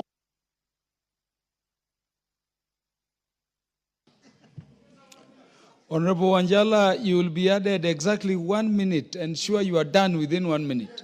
And Mr. Speaker, that's why I've always proposed, even for roads, if we have 700 billion, Mr. Speaker, and we have only 290 constituencies, why don't we every year say each constituency gets 1 billion, then the balance we leave for the leadership to know where to take it, where they have interest, so that you, as Mr. Speaker, in your constituency, you will decide which road can you start tamaking. By 5 years, you will have tamaked so many roads. But Mr. Speaker, here you find one constituency has 15 billion when the others have none. This type of budgeting is killing us as members of Parliament. Let's sit down and even have kamkunji on these issues so that we talk. We used to talk even with Moi, who was a dictator, but he would call us in kamkunji in the Senate today's parliament for Senate and we'll discuss and agree. Honorable Wanjala, withdraw references to the second president of the country. I withdraw, Mr. Speaker. He always served as an elected president. I withdraw, Mr. Speaker, because of where I'm coming from. Thank you. Thank you. The Honorable Pukose, the Chair, Departmental Committee on Health. Thank you, Honorable Speaker. And Honorable Speaker, on the onset, I want to thank the Honorable Jeb Konga, together with you, Honorable Speaker, and others, Tienda Amolo as the co-sponsor, Murungara, and all our legal colleagues in this House for having put a lot of effort to make sure that, and those who signed, I'm being reminded by the Honorable Alice Nganga, the member for Thika Town, that her and me signed. So we have to thank ourselves for signing to make sure that we went beyond the threshold for the 2/3, because 258 members signed this, which is beyond 233, Honorable Speaker. Honorable Speaker, on the onset, I think this is the most developed fund in as far as development is concerned, where you have 95% of it going into development projects, going into bursaries, and be able to make impact within the community.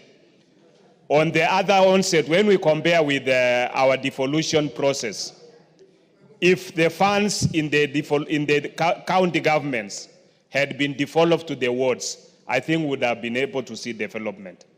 Unfortunately, we devolve corruption to the counties, because many of the, when you move around here in Nairobi, it is shameful, Honorable Speaker, because you hear that building belongs to a CEC from a certain county, that house belongs to the governor from a certain county.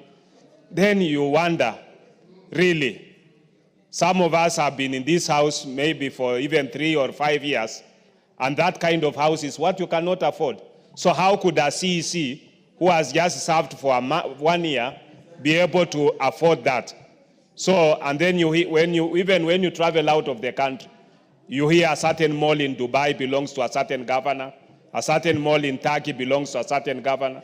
Now, Honorable Speaker, I think we got it wrong in as far as devolution is concerned. And therefore, this CDF must be protected, because the impact is enormous to the society. With those comments, Honorable Speaker, I look forward to waiting for the bill in the next year, and I want to wish each and everyone a Merry Christmas and Happy New Year. Thank you, Honorable Speaker.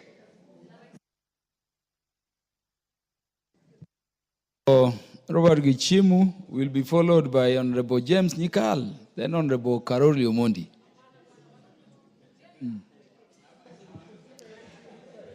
Thank you, Honorable Speaker. Indeed, it's a great moment for the Kenyans.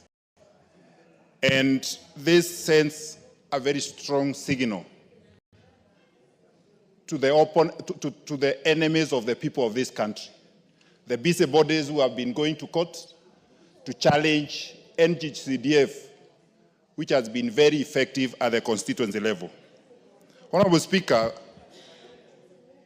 let me join the chorus of the honorable members to confirm that this is the only fund that has been very effective in this country in terms of devolved development by way of decentralization by the national government. And I wish that even the county governments can be able to emulate this fund so that they can also be able to devolve the funds which rest at the county government to the ward levels, just like the way the national government has been able to devolve funds to the constituency level. Honorable Speaker, let me thank us all as members of parliament for having appended signatures in support of this legislative proposal, which eventually will become into a bill and eventually a law. I'm very, very optimistic that it will become the national government decentralized fund act at some point. And if the problem was development, then let us use the one decentralized. So if that has been the problem, but the effect will still remain the same. And I confirm, like in my constituency, Geshogo, we have numerous development projects that my people and I both having been funded by NGCDF. Numerous schools with tiles, well renovated, very modern classrooms, even the ICT hubs that we are building or that are being built through the NGCDF committees is also being funded by this NGCDF. So the young youth of this nation will also find some place to boast out of this fund, which is called NGCDF. So without much ado, I'm looking forward. And my people are even calling and asking when we let go for public participation at the constituency level so that I can be able to support it and become law, that all we entrench it in the Constitution. And with those many remarks, or few remarks, I wish every member of this House Merry Christmas and a Happy New Year. And The Honorable James Omboro Nyikal. Thank you, Mr. Speaker, for giving this opportunity. Mr. Speaker, there is no single government fund that has had the impact that these three devolved funds have had, particularly the National Government Constituency Development Fund. Mr. Speaker, there is no single constituency in this country, particularly in the area of education, where you cannot find classrooms that have been done by this fund. There's no single constituency where you can't find a number of students, now even professionals, who have become professionals because of the bursary that is given by these funds. Mr. Speaker, there is no fund that has, where the people have access to, like the national government's Constituency Development Fund. When a school burns down, when the school is blown, the roof is blown by the wind, the people merely approach the chair of the national government Constituency Development Fund, and within a week, some action is taken. There is no single government fund as long that I know of that people have access to like this fund. Mr. Speaker, there is no fund that I know of that actually really practices the principle of public participation. I think long before people started talking of public participation, the National Government Constituency Development Fund was in the thick of public participation, and that is where the involvement of members of parliament is. As leaders in the constituency, we must take part in public participation when these funds are actually being disbursed or the proposals being made for their disbursement in our constituencies. Mr. Speaker, there is no fund which has been as cost-effective as this fund. When we have classrooms done by county government for ECD, by the national government Ministry of Education, the cost is almost twice what we have here. The claim that actually it violates the separation of powers, or those found by the High Court to be so, is really not true. We just participate, have public participation, then we oversight it like any other fund. And Mr. Speaker, as I end, if something helps the people, that is the basic issue that any effort in government should be. If we find a principle helps the people, why do we want to kill it? Then just change the law, if the law does not mention it, so that if all they want,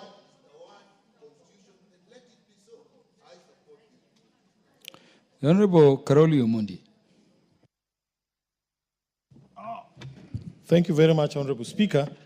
Let me begin by saying, number one, I'm fully in support of this proposal, and I was the first one to sign it, actually. And also, number two, let the word go forth from here to the rest of the world that CDF will never die in Kenya.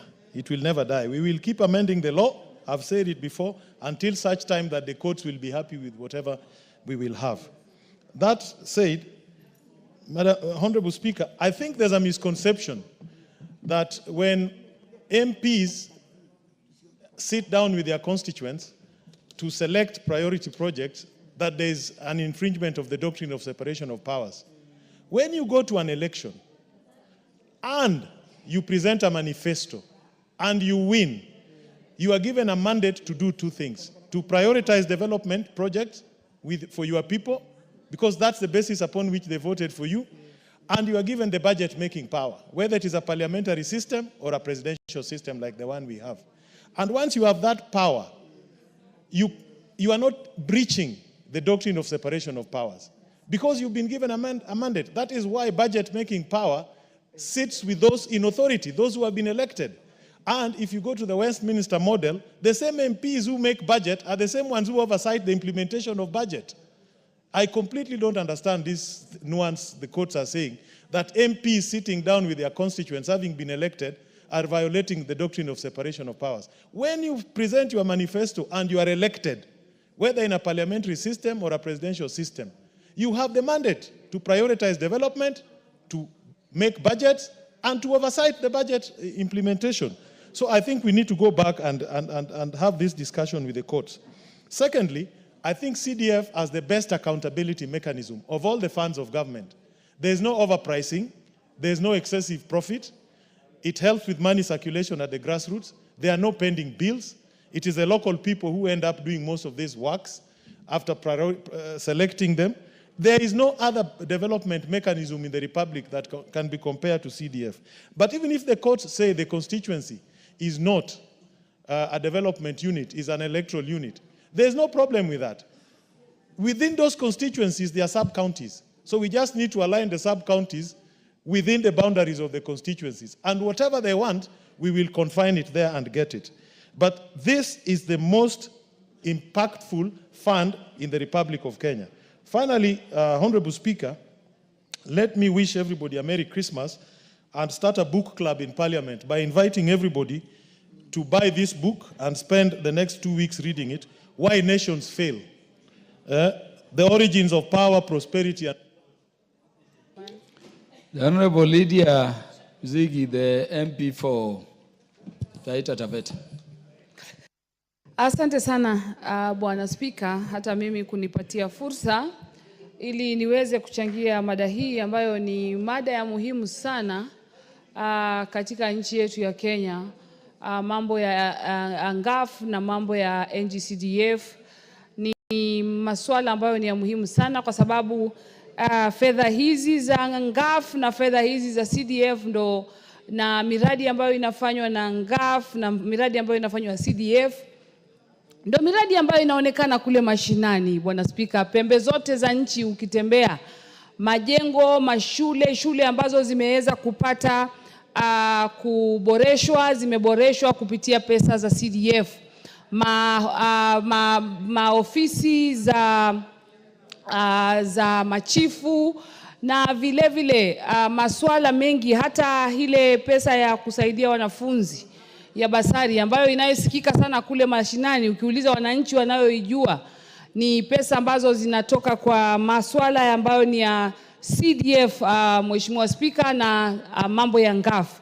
Na kwa hivyo kivyovyote vile mpango mzima wa hii fedha hauwezi kusahaulika wala hauwezi futiliwa mbali.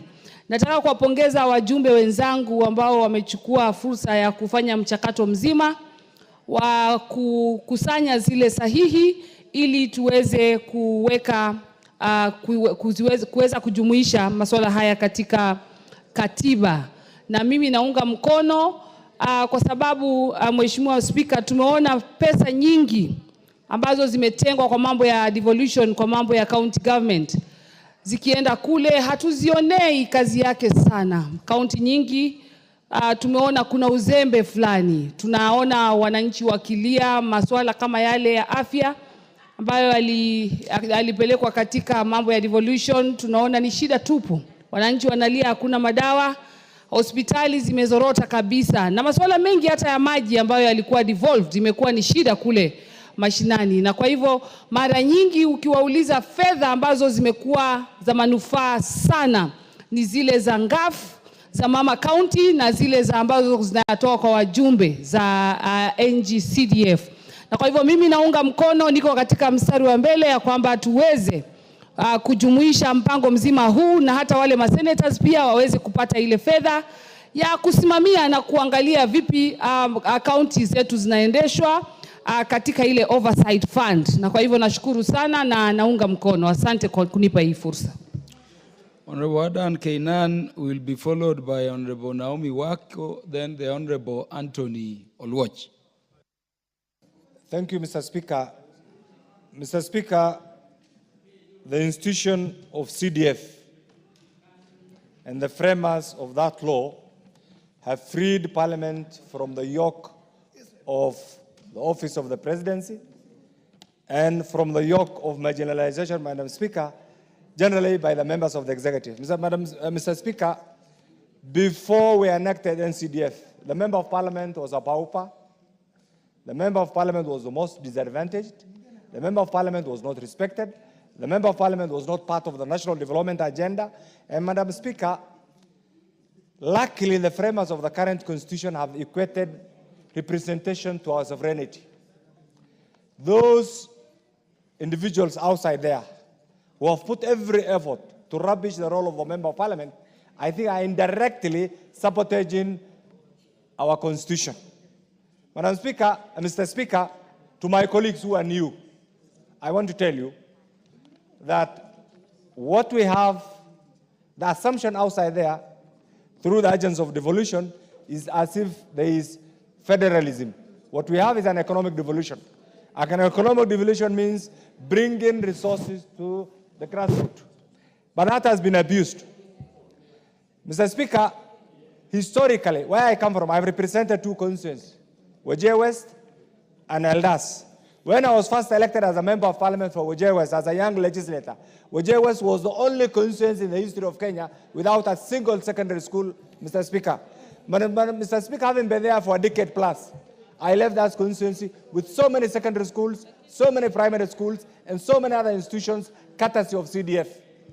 Today, if our government was to do a thorough, formative, and summative investigation on the projects on the ground, I can tell you the only projects that are visible are the CDF-sponsored projects, CDF-implemented projects.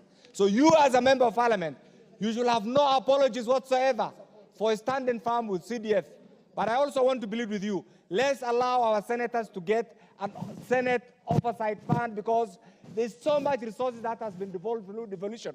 Please, let's kill this issue of jurisdictional competition between the Senate and the National Assembly. Mr. Speaker, I will be in the forefront and ensuring that our senators get resources to oversight the billions that have been allocated to the county government, Mr. Speaker. Mr. Speaker, the issue of NGAF, our ladies also play a critical role in our development agenda. I want us just to think out of the box. Out of the budget of 3 trillion, why not allow a percentage of 10%, 15% through these processes so that the elected leaders also.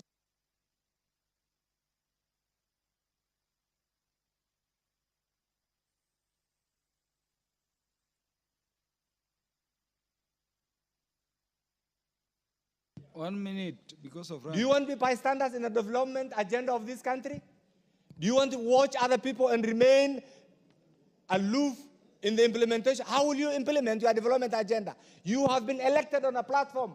You went to the grassroots, and you know the most difficult job, the most sought after, is to be elected a member of Parliament. You have no apologies to make. Let's entrench this in the Constitution and to the courts. Don't get involved in legislation.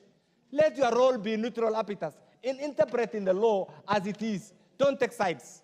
And therefore, whichever form, I want to agree with Carole Omondi, whichever form, I want you to adapt this slogan: no CDF, no representation. No NGAV, no representation. No Senate Oversight Fund, no representation. And please, act firmly, move with speed. Time is running. You only have next year. You know you only have one more budget cycle. The other year is election time. Nobody will be here. So you have 1 year. That 1 year, within the next 6 months, this must meet the constitutional threshold as prescribed by the courts. To our friends, thank you. I wish you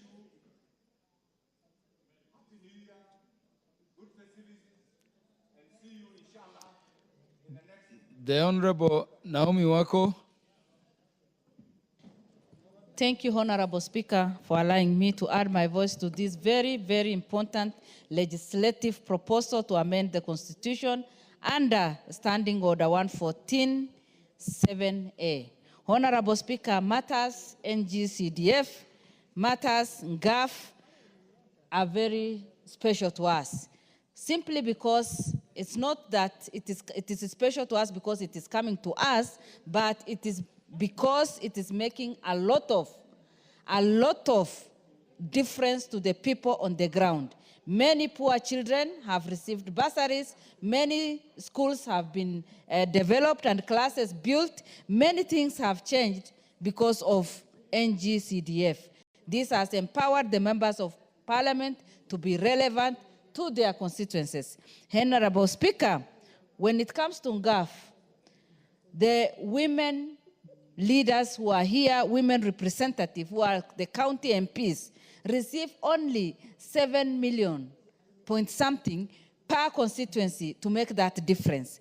And with that little money, we've done a lot of projects, we've had some impact on the people, and it cannot be compared with what other people do. And my only request is, even as we put this into our constitution, let us see how NGAF funds can be increased so that women can be empowered more, because the way they do things, we are passionate, we are hands-on, and we make a lot of difference. Honorable Speaker, the only money that can be fully accounted for is the money that goes into the hands of women leaders today. And that is why, as I advocate for this, I also want to say that we need some increment that can be considered, but the first important thing is to have this in the Constitution. Honorable Speaker, again for Senate oversights billions and billions in the counties.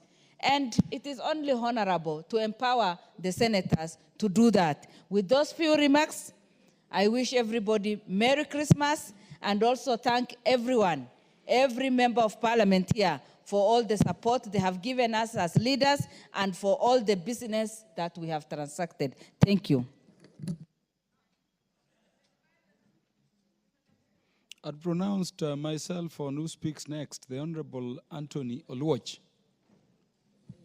Thank you very much, Honorable Speaker. Let me lend my support to this proposal to entrench NGCDF into the Constitution, taking into account that the recent court's pronouncement is such that by June of 2027, the current NGCDF will cease to act. Apparently, the court did not take into account the collapse that would occur and the void that would ensue as a result of the expiry of CDF if we did not either amend or entrench this in the Constitution. Luckily, Honorable Speaker, if we do entrench this in the Constitution, we will be following one of the edicts of the court when it decided in the BBI case, when it said that there is no such thing as unconstitutional constitutional provision. And so I support that we put this in the Constitution so that we then now find what excuse the courts will have, or the activists, or the counties, to want to say that the Constituency Development Fund is unconstitutional. But let us reflect back, Honorable Speaker, on what the CDF or NGCDF is a victim of. In my view, the NGCDF is a victim of central government bureaucrats. When we passed the Constitution 2010, we intended to devolve funds down to the lowest unit. The lowest unit currently, as we know, is the constituency. And I want to disagree with the court that the constituency is not a unit of development. The units of development are down from the national government, they go to the sub-counties, If you want to call it constituency, so be it. If you want to call it sub-county, but it is a unit of development. You can only go lower, which does not exist now, is at the ward level. The governments don't recognize it. The county governments don't recognize it. And so the unit that we know of that is the lowest is the sub-county and the constituency. Honorable Speaker, the CDF is also a victim of county government. The court cases that have been sponsored, not only against CDF, but also against RLMF, is sponsored by the counties themselves. There is a misnomer among county governors that money taken away from CDF would result into more money into the counties. This is a fallacy. The Constitution divides money between the national and the county government. And this money, if taken away from CDF, would still remain centralized among CDF. So it is among other reasons, Honorable Speaker, that I support that we entrench this into the Constitution and put this matter to rest once and for all. I support. The Honorable Alice Nganga will be followed by Honorable Mwashako, then the Honorable Peter Selassie. Thank you, Honorable Speaker. Just the other day, I did a research on the impact CDF has at the grassroots level, and the finding was that it is the only project that is felt every corner of this, from every corner of this nation. Honorable Speaker, whether you go to Busia, whether you go to Taita Taveta, whether you go to Tana River, or whether you go to Nandi, the only project you see as you are passing by, it will be this NGCDF project. When you hear, and I have never understood why people, what is working, and especially it is working, why do people want to change those things that are working? And those ones that are not working is what they want them to remain. If you look across everywhere you go, from the tiniest project to the biggest project, they are NGCDF. And Honorable Speaker, when I was doing that research, why these projects are very important to the citizens of Kenya is because of public participation. And once you go, before even you identify the project that you want to undertake, it is the community that tells you in this region or in this village or in this sub-county, we need this and that. So when the NGCDF committee goes forward to implement that project, that's why it has the significant or a lot of impact in that area. What I would say, moving forward, we have been told we do public participation. Every ruling is telling us to do public participation. I also would want to request the judiciary, also before they do their ruling, they also do a public participation. Because if they have done public participation, or if they have visited various constituencies, various locations, they will realize the first thing you are welcomed with is NGCDF project, whether either you are educating children through their secondary school or their tertiary or colleges or universities, they use the CDF money. Honorable Speaker, whether it is in the sector of security, it is NGCDF that comes out very strongly. They put infrastructure, like I have put a modern one in my constituency, a place called Goigwa, and you see immediately you implement that project, the level of insecurity goes down. So what I would want to say is we respect the NGCDF, we support it, and I want to thank Honorable Chepkonga because of taking us through this process and through this motion and not giving up, because this is not the first time we are discussing NGCDF. We have discussed it so many times when the ruling have been made at the judiciary. We will not tire because we represent the people of this nation and we know what is good for them. And we know NGCDF is working, and what is working, let it remain. Honorable Mwashako. Asante Mheshimiwa Spika. Mheshimiwa Spika, nasimama pia kuchangia mswada huu kwamba hazina ya kitaifa ya maeneo bunge iweze kuingizwa kabisa ndani ya katiba yetu ya Kenya. Mheshimiwa Spika, ni jambo la kutia moyo wakati wananchi kule mashinani wanavyojivunia vipi CDF inavyochangia katika maendeleo ya maeneo bunge. Mheshimiwa Spika, Mheshimiwa Spika, ikumbukwe kwamba Kenya yetu imekuwa na sehemu ambazo zimebobea kwa maendeleo. Kenya yetu imekuwa na sehemu ambazo zilibaki nyuma tangu tulipopata uhuru mwaka wa 63. Mheshimiwa Spika, kama unakumbuka, kuna mswada ulikuja hapa bunge mwaka wa 65. Ilikuwa inaitwa Sessional Paper of 1965, ambayo iligawanya Kenya vipande viwili. Ikagawanya kipande kimoja, ikasema ni kipande ambacho kina manufaa, basi Kenya ama serikali ya kitaifa iwekeze. Na ikagawanya kipande chengine, ikawa kwamba ni kipande ambacho si cha faida sana, ambacho kikaweza kubaki nyuma kwa miaka mingi. Mheshimiwa Spika, ingelikuwa kwamba mfumo ambao unatumika kwa hazina ya ambayo inajulikana kama CDF, ingekuwa ndio mfumo unaotumika hata kugawanya pesa ambazo zinaenda kuchangia mambo ya barabara, unaoenda kuangazia mambo ya maji, unaoenda kuangazia mambo yote, hata ile pesa inaenda kwa elimu katika nchi yetu, Mheshimiwa Spika, basi Kenya yote ingekuwa basi imeendelea kwa sawa, hatungekuwa na maeneo ambayo yamebaki nyuma.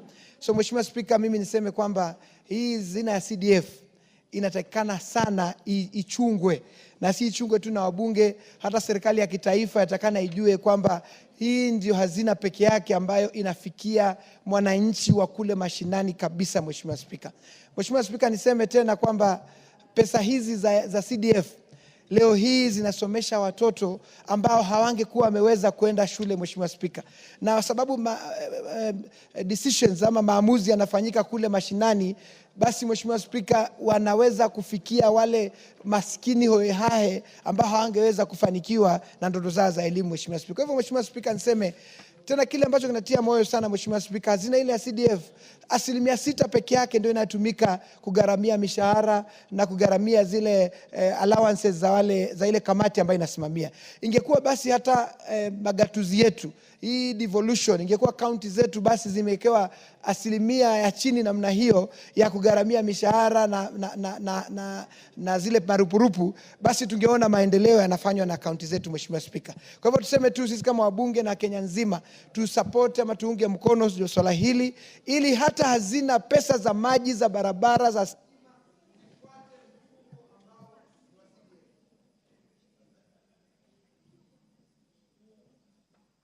It was the Honorable Peter Salasia to speak next.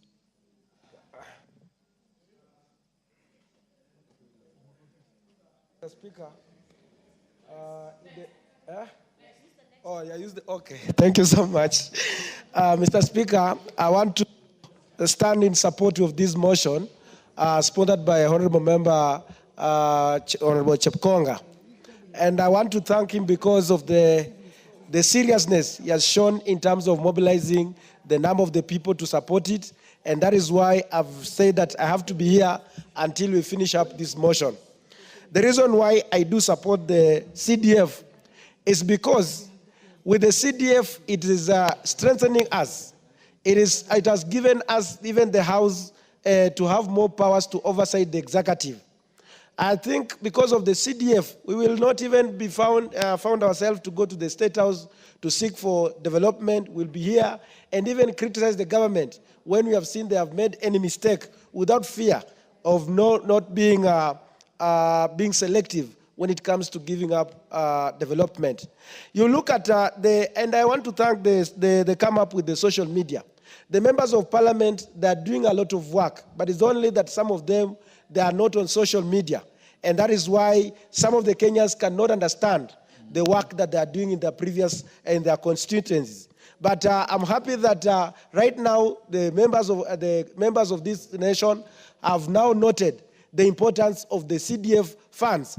And you look at the presentation of Honorable Member Chepkonga, he has said that there's no any member of parliament who works with those checkbooks. So when you realize that they are saying that we are also deliberating on micromanaging the CDF, it becomes a double stand. You look at how the CDF has been made, it's being operated by the 7 members of the committee.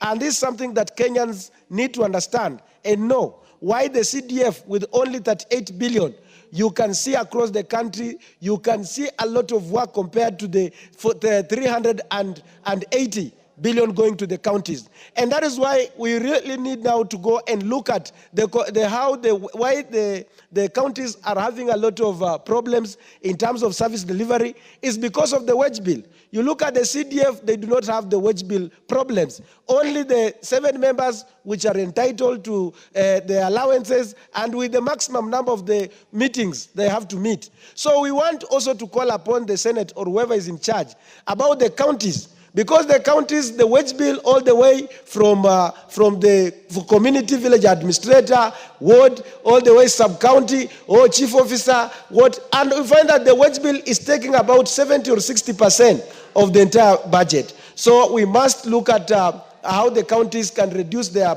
budget so that our people can continue to get the development. Lastly, maybe Speaker, is just also to ask on the issue of the roads, that even how the roads are being, the way my Honorable Member Wanjala has contributed. Thank you, Honorable Salasia. The Honorable Joanna Ngeno will be followed by Honorable Mary Emase, then Honorable Paul Mwirigi, Honorable Robert Basil, and Honorable Thuku Kwenya, in that order. Thank you, Mr. Speaker. Honorable Joanna Ngeno came here before you.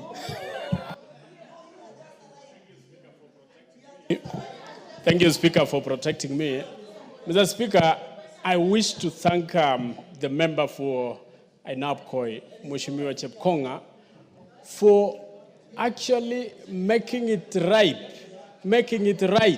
looking at the law, answering the questions that are answered by members of the public. Mr. Speaker, CDF, NGCDF, has been going round corners and I don't know, so many changes, Mr. Speaker, because some few people feel that NGCDF do not deserve to serve the people of this republic. Mr. Speaker, I remember an American called Thoreau, David Thoreau, who once said, or he once wrote an article called Civil Disobedience. Mr. Speaker, civil disobedience means disobeying the laws that you know are unjust.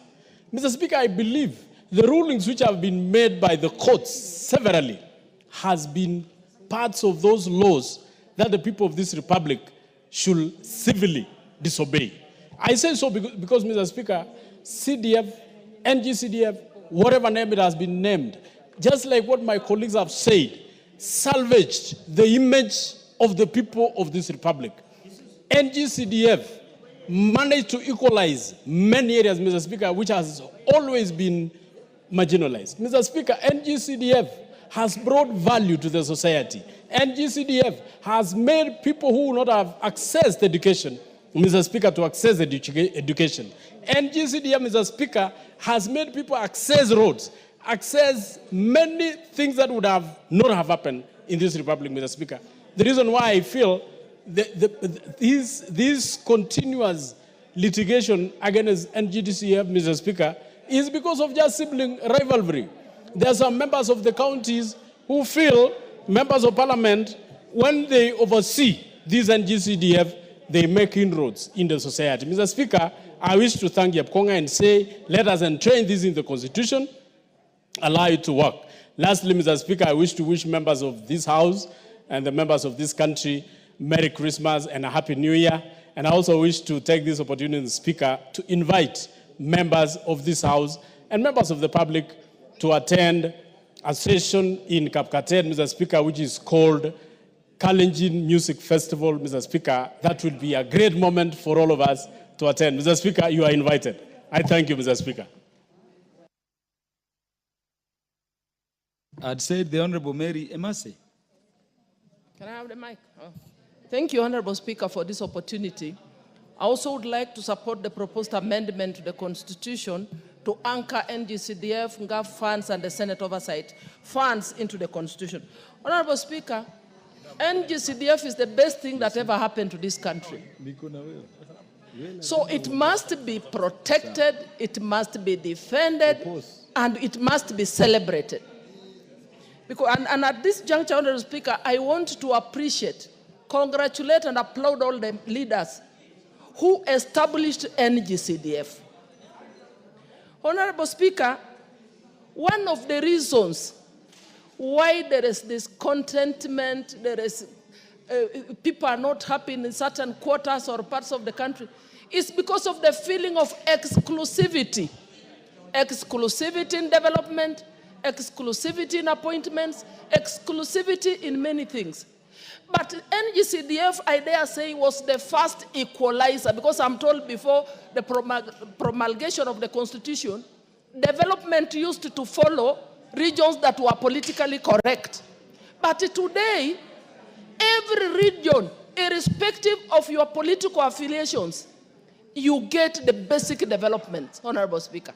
And therefore, Honorable Speaker, it should not be lost in the minds of those individuals that are persistently hell-bent in killing NGCDF, that this NGCDF, first of all, these are monies derived from the national government share of revenue. And secondly, this is a fund that is very successful. Today, we have children of the poor, the most vulnerable, accessing education. Today, Honorable Speaker, we are able to build school infrastructure, buses for schools, dining halls or multi-purpose halls, administration blocks, name them, across the country, courtesy NGCDF. So, we support this. It is long overdue. It is time. I think, members, we need to pass this bill once it gets to the floor of this House so that we can protect NGCDF. And also, we must continue to demystify the notion that NGCDF is managed by members of parliament. We only guide. It is managed by an independent body of the NGCDF board, and we only guide them as they implement the projects. Thank you, Honorable Speaker. I support the amendment. The Honorable Paul Murigi. Thank you very much, Mr. Speaker. Mr. Speaker, also me, I stand to support this proposal of entrenching the NGCDF to Constitution, Mr. Speaker. Of the past, Mr. Speaker, we have encountered many challenges whereby we have been taken to court that we are operating an unconstitutional fund, Mr. Speaker. So this proposal will help us now to see this fund exist without any court cases, Mr. Speaker. Mr. Speaker, for the 7 years which I have been a member of parliament for Igembe South constituency, this fund has helped me a lot to develop this constituency, Mr. Speaker. And whenever you go in this constituency, Mr. Speaker, most of the projects which are visible in this constituency, Mr. Speaker, are those projects which are developed by NGCDF, Mr. Speaker. Mr. Speaker, this fund has shown many young people from the poor background go to school, Mr. Speaker. So it has enabled those poor families, Mr. Speaker, who their dreams were deemed, Mr. Speaker, who are not even projecting that maybe in the future there will be somebody in life, Mr. Speaker. This fund has encouraged them Mr. Speaker, to attend education, Mr. Speaker, and to show them, Mr. Speaker, be big people in this country, Mr. Speaker.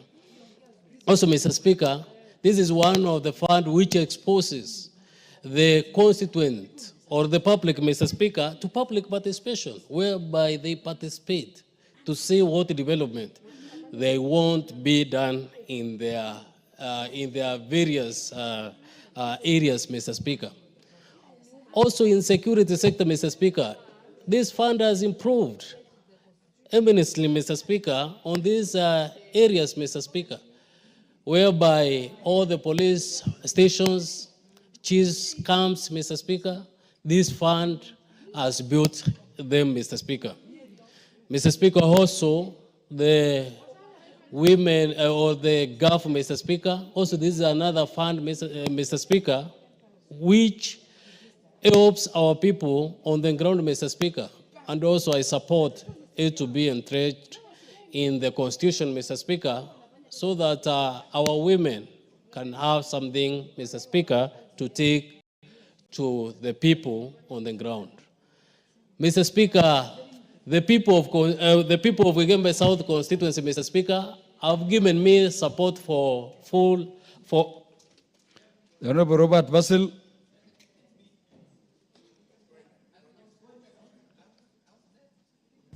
Or is Honorable Kwenya? I came before Duku, but I thought... Well, you'll speak after him. You'll speak after me.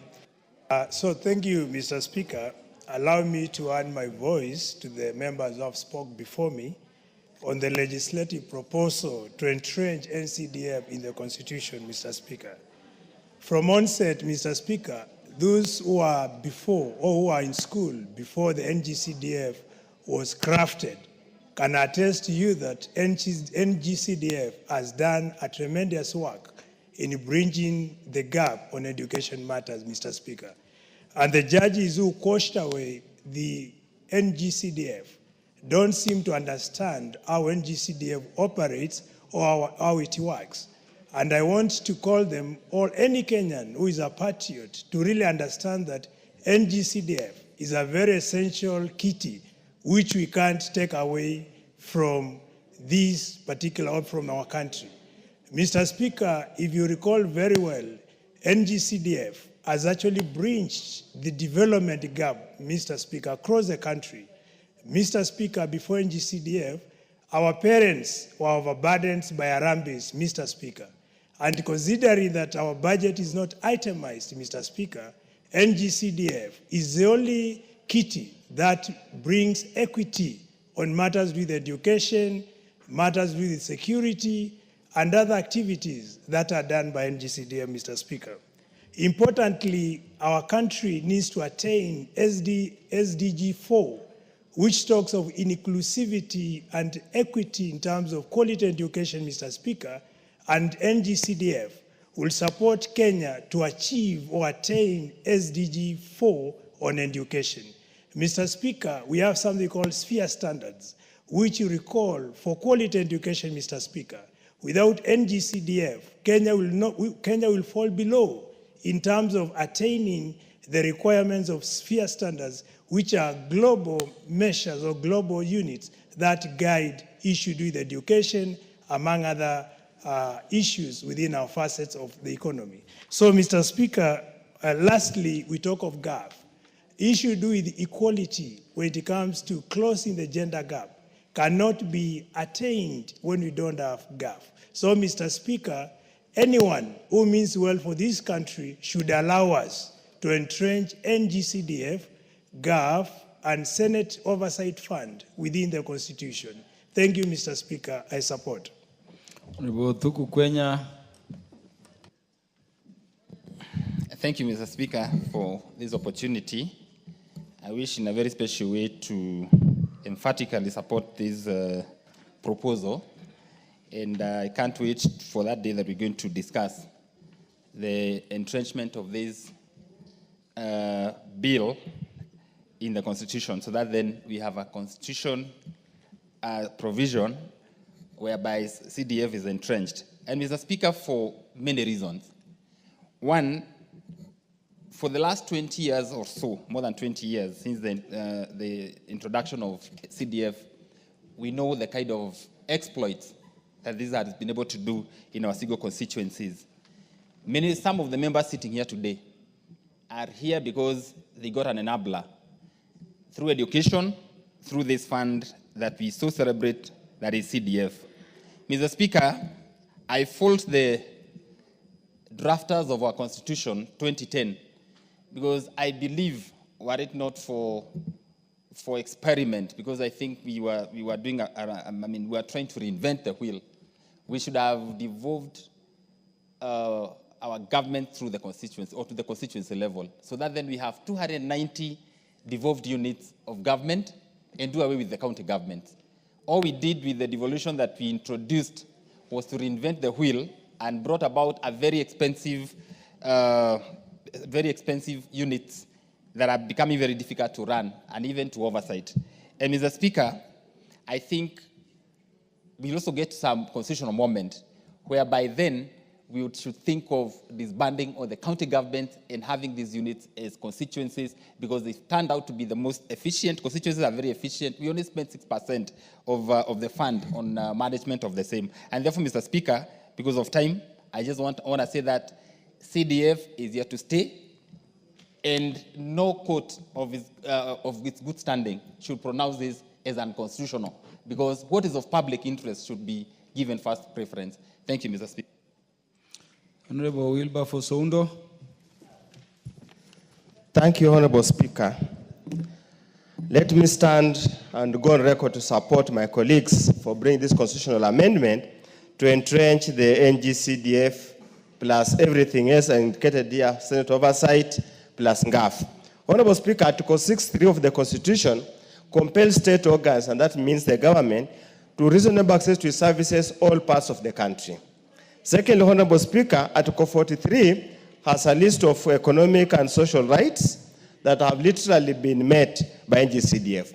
Honorable Speaker, I happened to be in court on the day of the ruling, and it was a very sad day. Sad day that a bench of court of Kenyans, not foreigners, and that has done nothing. Let us say it has done nothing, or what it has done, it is illegal or unlawful. Honorable Speaker, I forgave them, because the Lord, in the Bible it says, forgive 70 times 70 times. But if I had a way, I would not have forgiven them. Honorable Speaker, the fallacy that a constituency is not a unit of service delivery flies in the face of Article 6.3 of the Constitution. Kenyans live in constituencies. Kenyans do not live in the counties. The counties are just amalgamation of the constituencies. Kenyans who live in those constituencies deserve services. And the services that they deserve are both for the county government and those of the national government. So to say the national government cannot use any other system to take services to the grassroots is literally unfair and a fallacy. Honorable Speaker, actually the truth of the matter, CDF should be tied to the members of parliament. Why do I say so? It's a poisoned chalice to a member of parliament. You mess up with the CDF, the electors will teach you a lesson. You do well with the CDF, electors will for sure give you another term. So a member of parliament is in immortal fear of being kicked out if he messes up CDF. And that's why the impact of CDF has been more noticeable than anything else. So, Honorable Speaker, I signed and I will continue to advocate for CDF and not to tell Kenyans, CDF is going nowhere. Don't be afraid. Relax. We'll sort these things out. Thank you, Honorable Speaker. Honorable John Kawanjiku.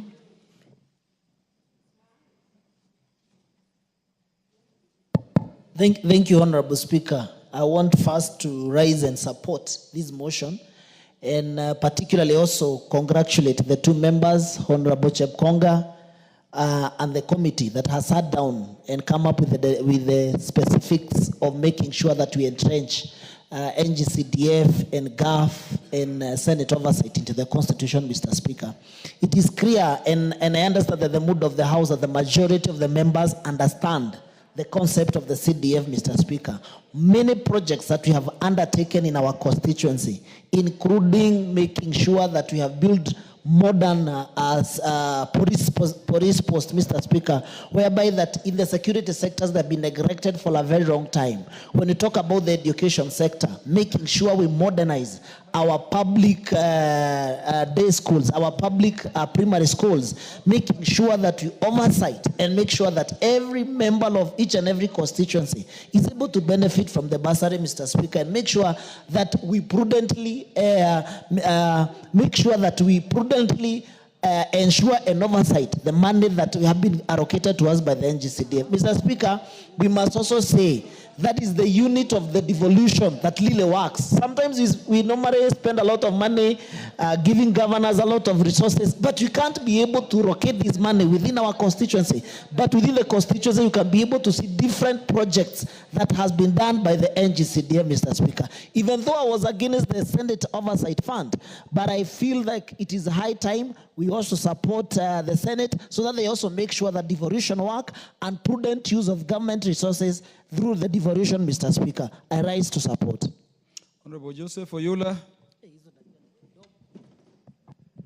Thank you, Honorable Speaker, for giving me this opportunity to also contribute to this motion. Mr. Speaker, I want to start by thanking Honorable Chepkonga for reviving this motion which was brought to this House more than a year ago. Mr. Speaker, NGCDF has been fought by individuals or groups of individuals who were getting a lot of money from the donors under the pretext that they were paying fees for vulnerable children. So, Mr. Speaker, this is the only route that will enable, that will make these people not to interfere with NGCDF. As it has been said, NGCDF has done a lot of work in the constituencies, and NGCDF must be protected. If you go out here, everybody will tell you, protect the NGCDF because it is the only fund that, that has done projects in the rural areas. So it is important that NGCDF, Gulf, and the other fund be protected by entrenching them in the Constitution. Thank you, Honorable Speaker. Honorable Jessica Mbalu.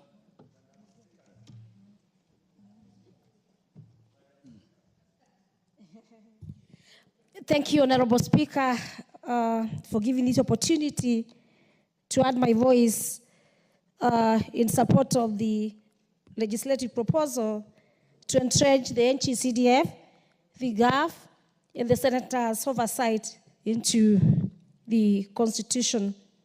Mr. Speaker, as a member of Parliament representing a constituency, I am aware and I know how far as the NGCDF, especially because we do oversight, has taken or given the social impacts to our people. Mr. Speaker, this is only a fund that is visible on the ground. And Mr. Speaker, being a national government constituency development fund, as it is called, it is a list unit of development that goes to from the national government that goes to the constituencies and to the good people of the country of Kenya. Mr. Speaker, if you look at some of the benefits that we get, for example, the bursaries. Mr. Speaker, we know education is the cash crop of many places, like in my constituency, Kibwesi's constituency in Makueni County. Mr. Speaker, I've seen the social impact, the benefits that are gone to the students who have been able to benefit from the bursaries. When I'm going around doing my oversight, Mr. Speaker, I find parents shedding tears because of the little money, that much money, that a lot of money to them that they get as bursaries, Mr. Speaker, to pay.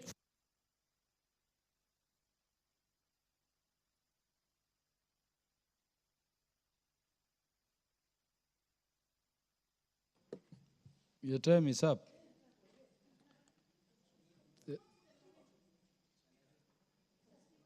The Honorable Jackson, give her 30 seconds.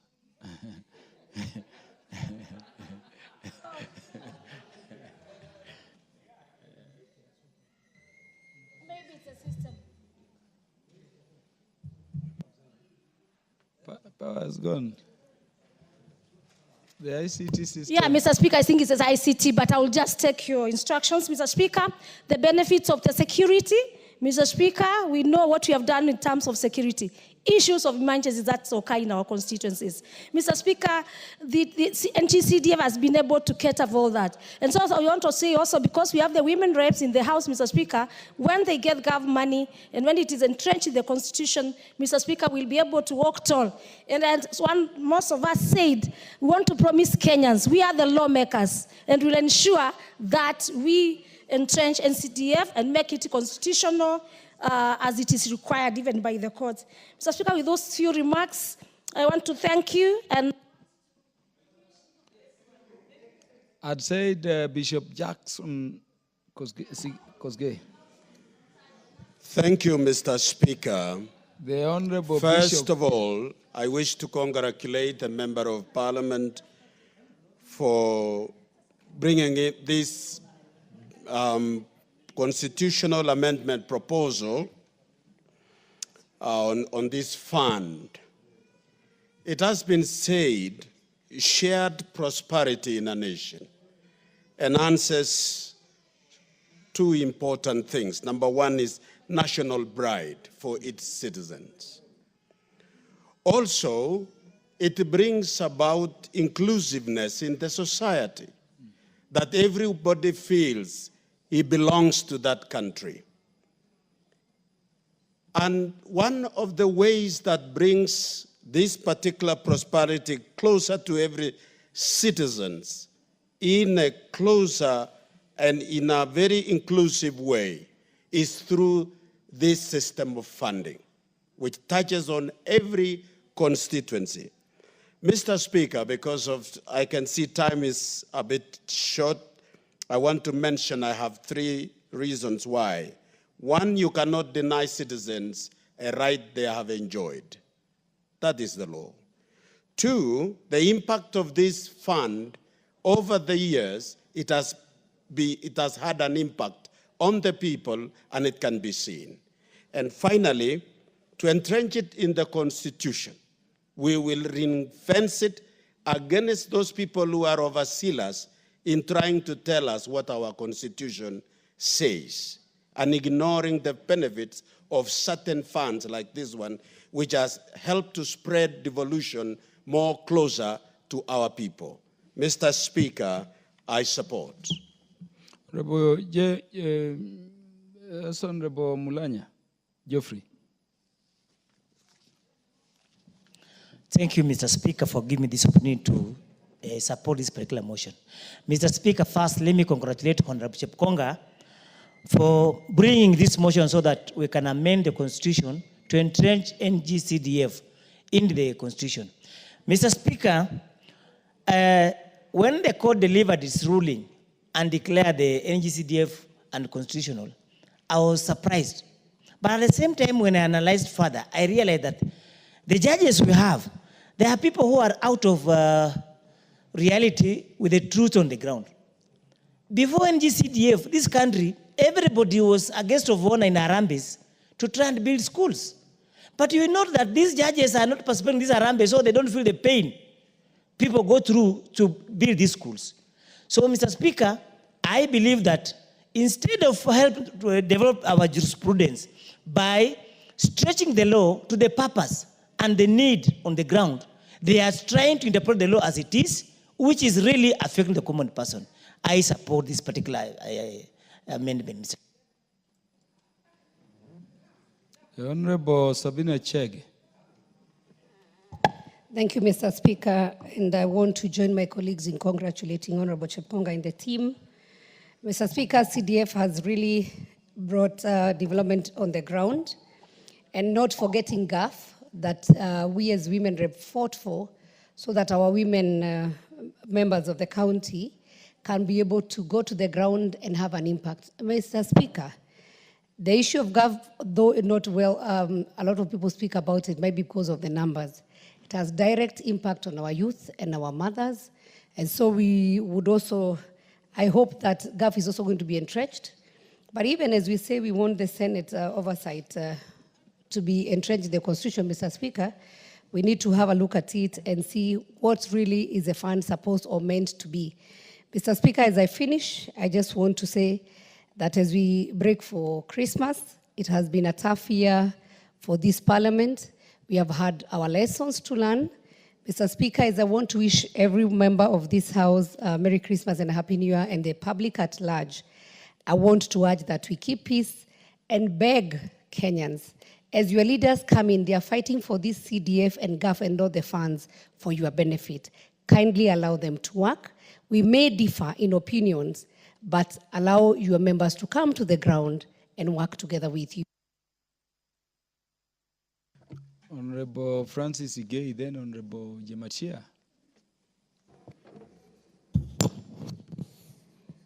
Honorable Speaker, thank you very much for giving me this opportunity to also support my colleagues on this very important amendment. But, Mr. Speaker, I want to start by thanking the Honorable Chepkonga, the MP of Ainabkoi, for coming up with this amendment proposal. Mr. Speaker, this fund, NGCDF, is one of the most popular fund down there at the grassroots. Mr. Speaker, I want to say that the NGCDF is the real devolution in this country. We have this felt, and anybody opposing this NGCDF, Mr. Speaker, is fighting the poor of the poorest. Mr. Speaker, I want to say we are very happy this time that we are going to make the busybodies to be no longer relevant in this country, because they have done a lot of damage.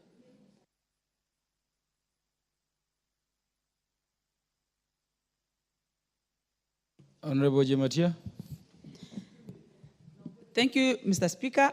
I rise to support this motion on entrenchment in the Constitution on the county and constituency fund. But also I want to speak for NGAF. Mr. Speaker, I must say the proponents of the Constitution was misguided. Because if you look at the funds that women rep get in the NGAF, the monies are very little. Even as we entrench it in the Constitution, we really want this money to be considered and added adequately. Because, Mr. Speaker, I cannot be in charge of 6 constituencies and have 6 million per constituency, while my counterpart is probably up to 150. On all fairness, I am supposed to take care of women. Women. Just imagine women emotionally. I am supposed to take care of youth. Who is a youth? Everyone in this country looks like a youth. I am supposed to take care of people with disability, with every specific difference. It is not possible for me to work in a whole county and use barely 1/8 of the money that I'm given. Even as we entrench in the Constitution, I want to ask that this money should be really considered and women should be given fair enough. Mr. Speaker, if you look at the work of women reps, we deal with emotions. We don't even deal with infrastructure. To deal with emotions is very almost impossible. So I want to say, as we entrench this, because this money actually looks like it cannot make me die or it cannot make me survive. Or live properly. So I just survived there. Lastly, I want to say Merry Christmas to all of us as we go for this. The Honorable Clive Giseiro. Thank you. Thank you, Honorable Speaker. The debate about the constitutionalization of NGCDF is long overdue. This is something that should have been done a long time ago, Honorable Speaker. This is the fund that touches every village in this country. This is the fund that educates the poor, builds infrastructure that can be seen, that outlive any parliamentary session. Honorable Speaker, this should not be fought by anyone. We should all support it because this is the only way we will continue having development that can be seen in the ground every year, because money that goes to the county is money meant to go to the pocket of a few. Honorable Speaker, I support. The Honorable Rab Mukami will be followed by the Honorable Paul Biego, then the Honorable Joseph Lelmegit, then the Honorable Timothy Toroitich in 1 minute each. Thank you, Honorable Speaker, for giving me this chance. Honorable Speaker, I want to congratulate the Honorable Member for bringing this amendment, especially for GAF money. And I want to support my colleagues that as women rep, we need more money to empower women, because you know when you empower women, you empower the society. I also want to support the NCDF money, because when you go on the ground, you'll see many projects you see there. It is NCDF who are doing the classes and other projects. Even chiefs, police posts, they are the ones who are normally doing good work. So we can feel the impact on the ground. The other thing I want to thank our president. I remember there was a time I had requested him that we want.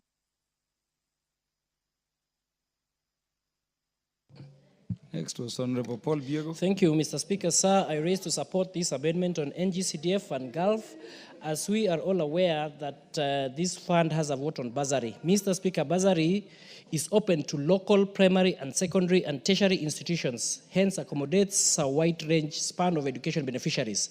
Postgraduate students, of course, being included. NGCDF and Gulf advocates for accountability because no funds are allocated without public participation, and the fund is disbursed equitably across the constituency. Mr. Speaker, sir, some members would not have been sitting in this house without this NGCDF. Children have dreams, and let's make these dreams valid. So I support this amendment and congratulate Mr. Honorable Joseph Elmegit. Thank you, Honorable Speaker. I rise to support this amendment on this legislative proposal to entrench the national government constituencies decentralized fund into the Constitution. Honorable Speaker, as much as it promotes quality education, I don't want to forget on localized development.